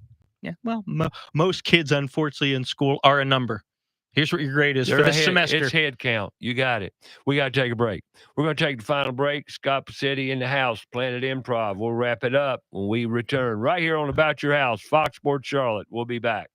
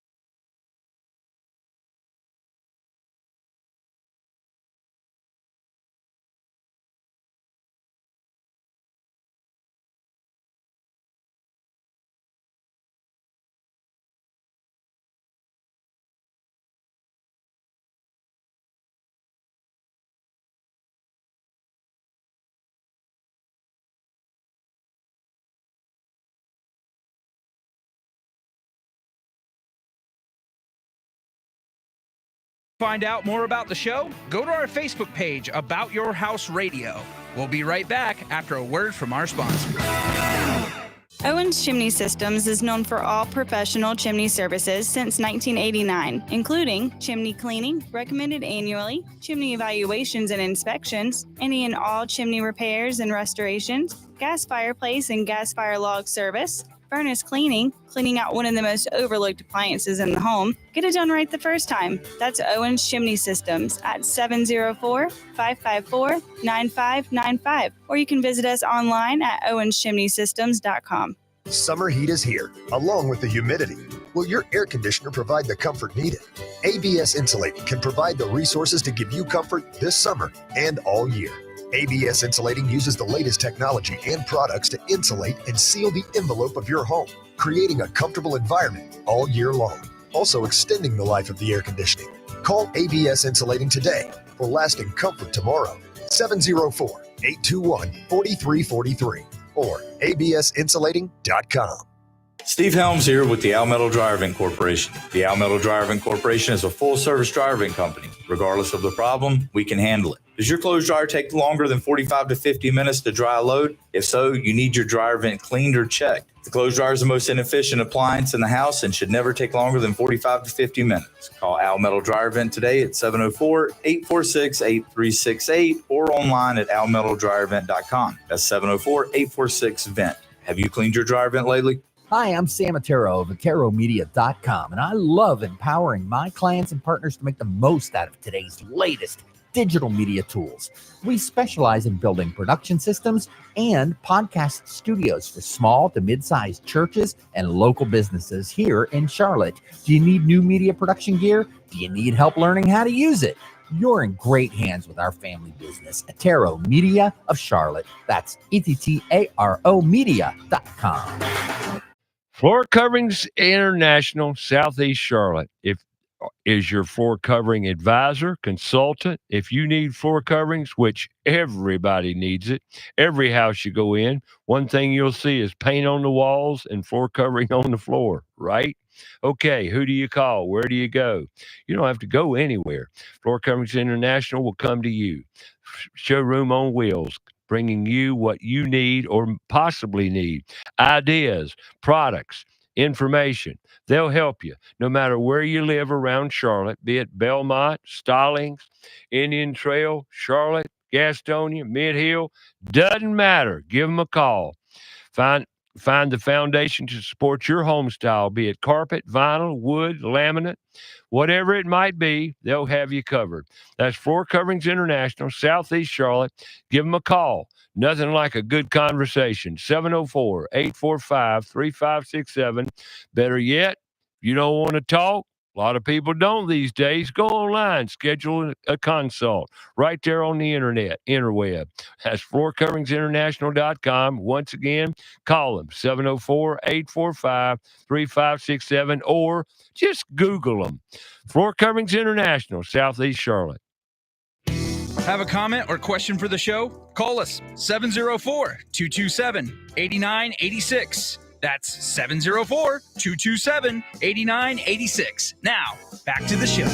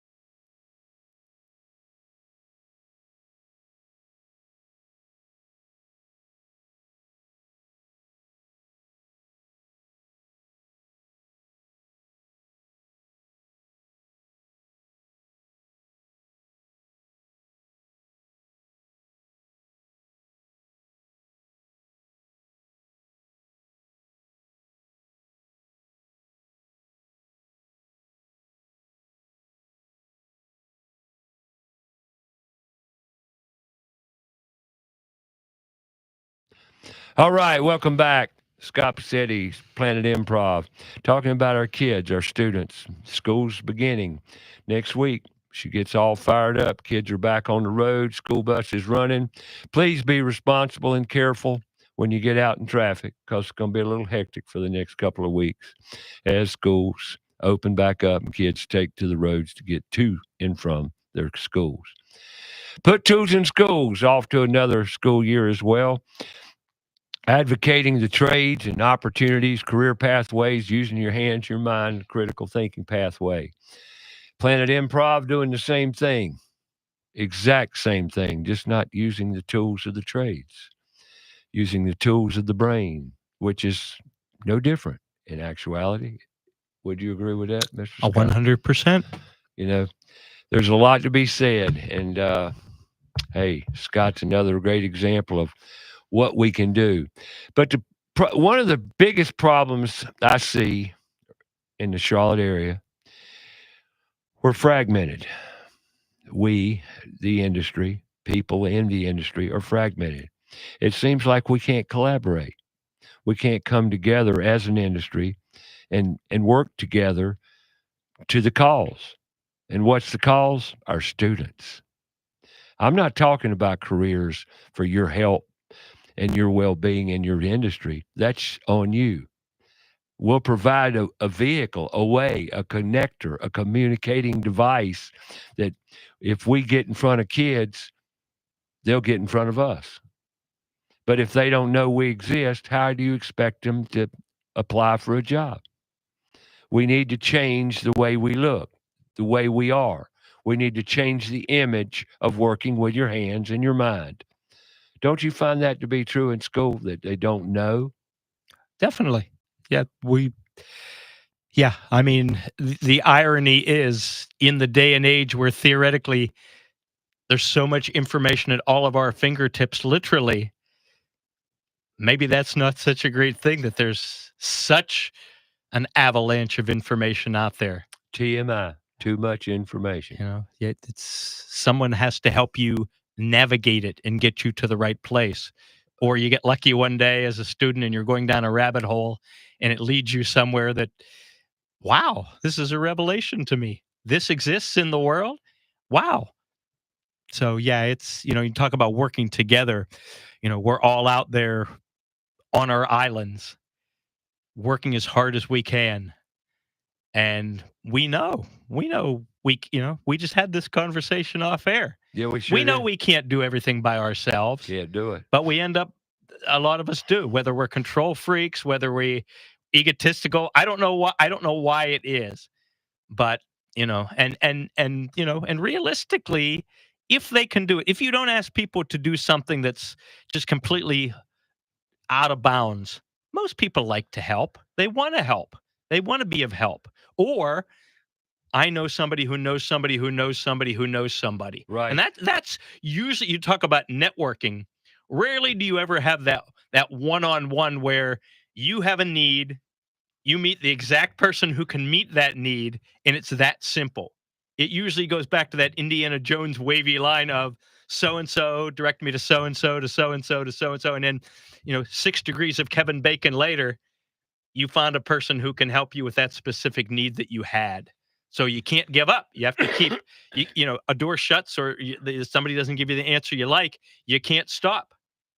And it's just, the law of whatever law you want to call it of, keep reaching out. And one person turns into 2, into 10, into 1,000, into 1,000,000, into whatever. Those odds get pretty good after a while that somebody's going to be out there that can help you out with what you need. It takes a village. At least. It takes a village. 9th, we're having a Put Tools in Schools board planning brainstorming session, 2 hours. We need help. Help doing what? Many things. It takes a village, once again. Takes people with technology expertise, writing expertise, people skills, just networking skills, reaching out skills, just make stuff happen. Here's another problem of today. People tend to want to help. They do, but there's not enough time. There's just not enough time. So you say you want to help, but you can't help because you don't have enough time. But yet you went and say, I'll be there. And then you don't show up because you don't have enough time. We're all busy.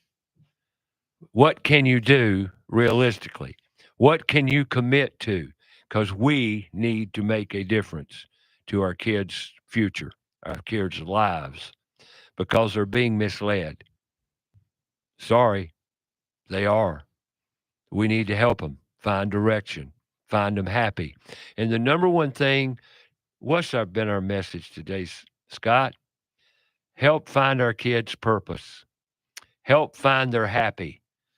They want to be happy. Let's help them. We all need to stay busy. God gave us that, right? Right. We're all equivalent in ability. We all can make a big difference. We just needed to know how. And that's all we do, isn't it? Yes. Try to teach them how. You looking for a good year this year? Always. Think CMS is coming around any this year? Got a couple more hours we can talk? That's the biggie. But listen, I nor Scott are out here to criticize any teacher. Certainly not. No educator or anything except for administration. I'm sorry, I got a little beef to pick with administration. My joke to teachers all the time is school would be great if it wasn't for the parents and the administrators. There you go. And that's coming from people who work with kids. We don't have degrees, do we? Not the degree in speaking administrator. Exactly. What advice do you have to give out this morning, Mr. Pacitti? Again, even though I'm not a biological parent, if anybody, whether it's an actual parent, whether it's a teacher, whether it's a counselor, whether it's anybody who has any regular interaction with a young person, a student, encourage them to experience the whole world, because it'll pay dividends as they get older. They'll learn what they like to do, what they have skills at, what they want to have skills at, what they might have a talent at, what's available to them. Because again, like you said, it's about purpose. It's our job to help them find their purpose, because each generation gives to the next.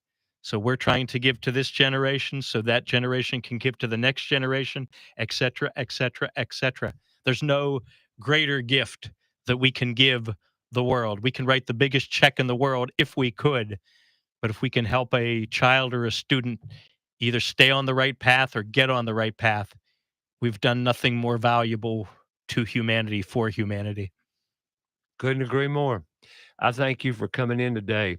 The name of his nonprofit, planetimprov.org. I call it the name because that's where you go. If you want to help him out, go to the website. Tell him you want to help out. Puttoolsinschools.org. Same story. Go there. We need your help, support. Our kids are at stake here. Is it critical? It's been critical for years. We're just not hearing it. Go to the schools. You'll see it. You'll feel it. Go spread some love. Thank you, Mr. Scott. My honor and my pleasure. Mr. P, great seeing you. Great talking to you again. Make it a great week, folks. Next week, Bullet Helms in the studio talking, remodeling, home improvement, home building. We'll talk about it. Go spread some love. Have a great week. We'll see you back here next Saturday. We love you all. Take care.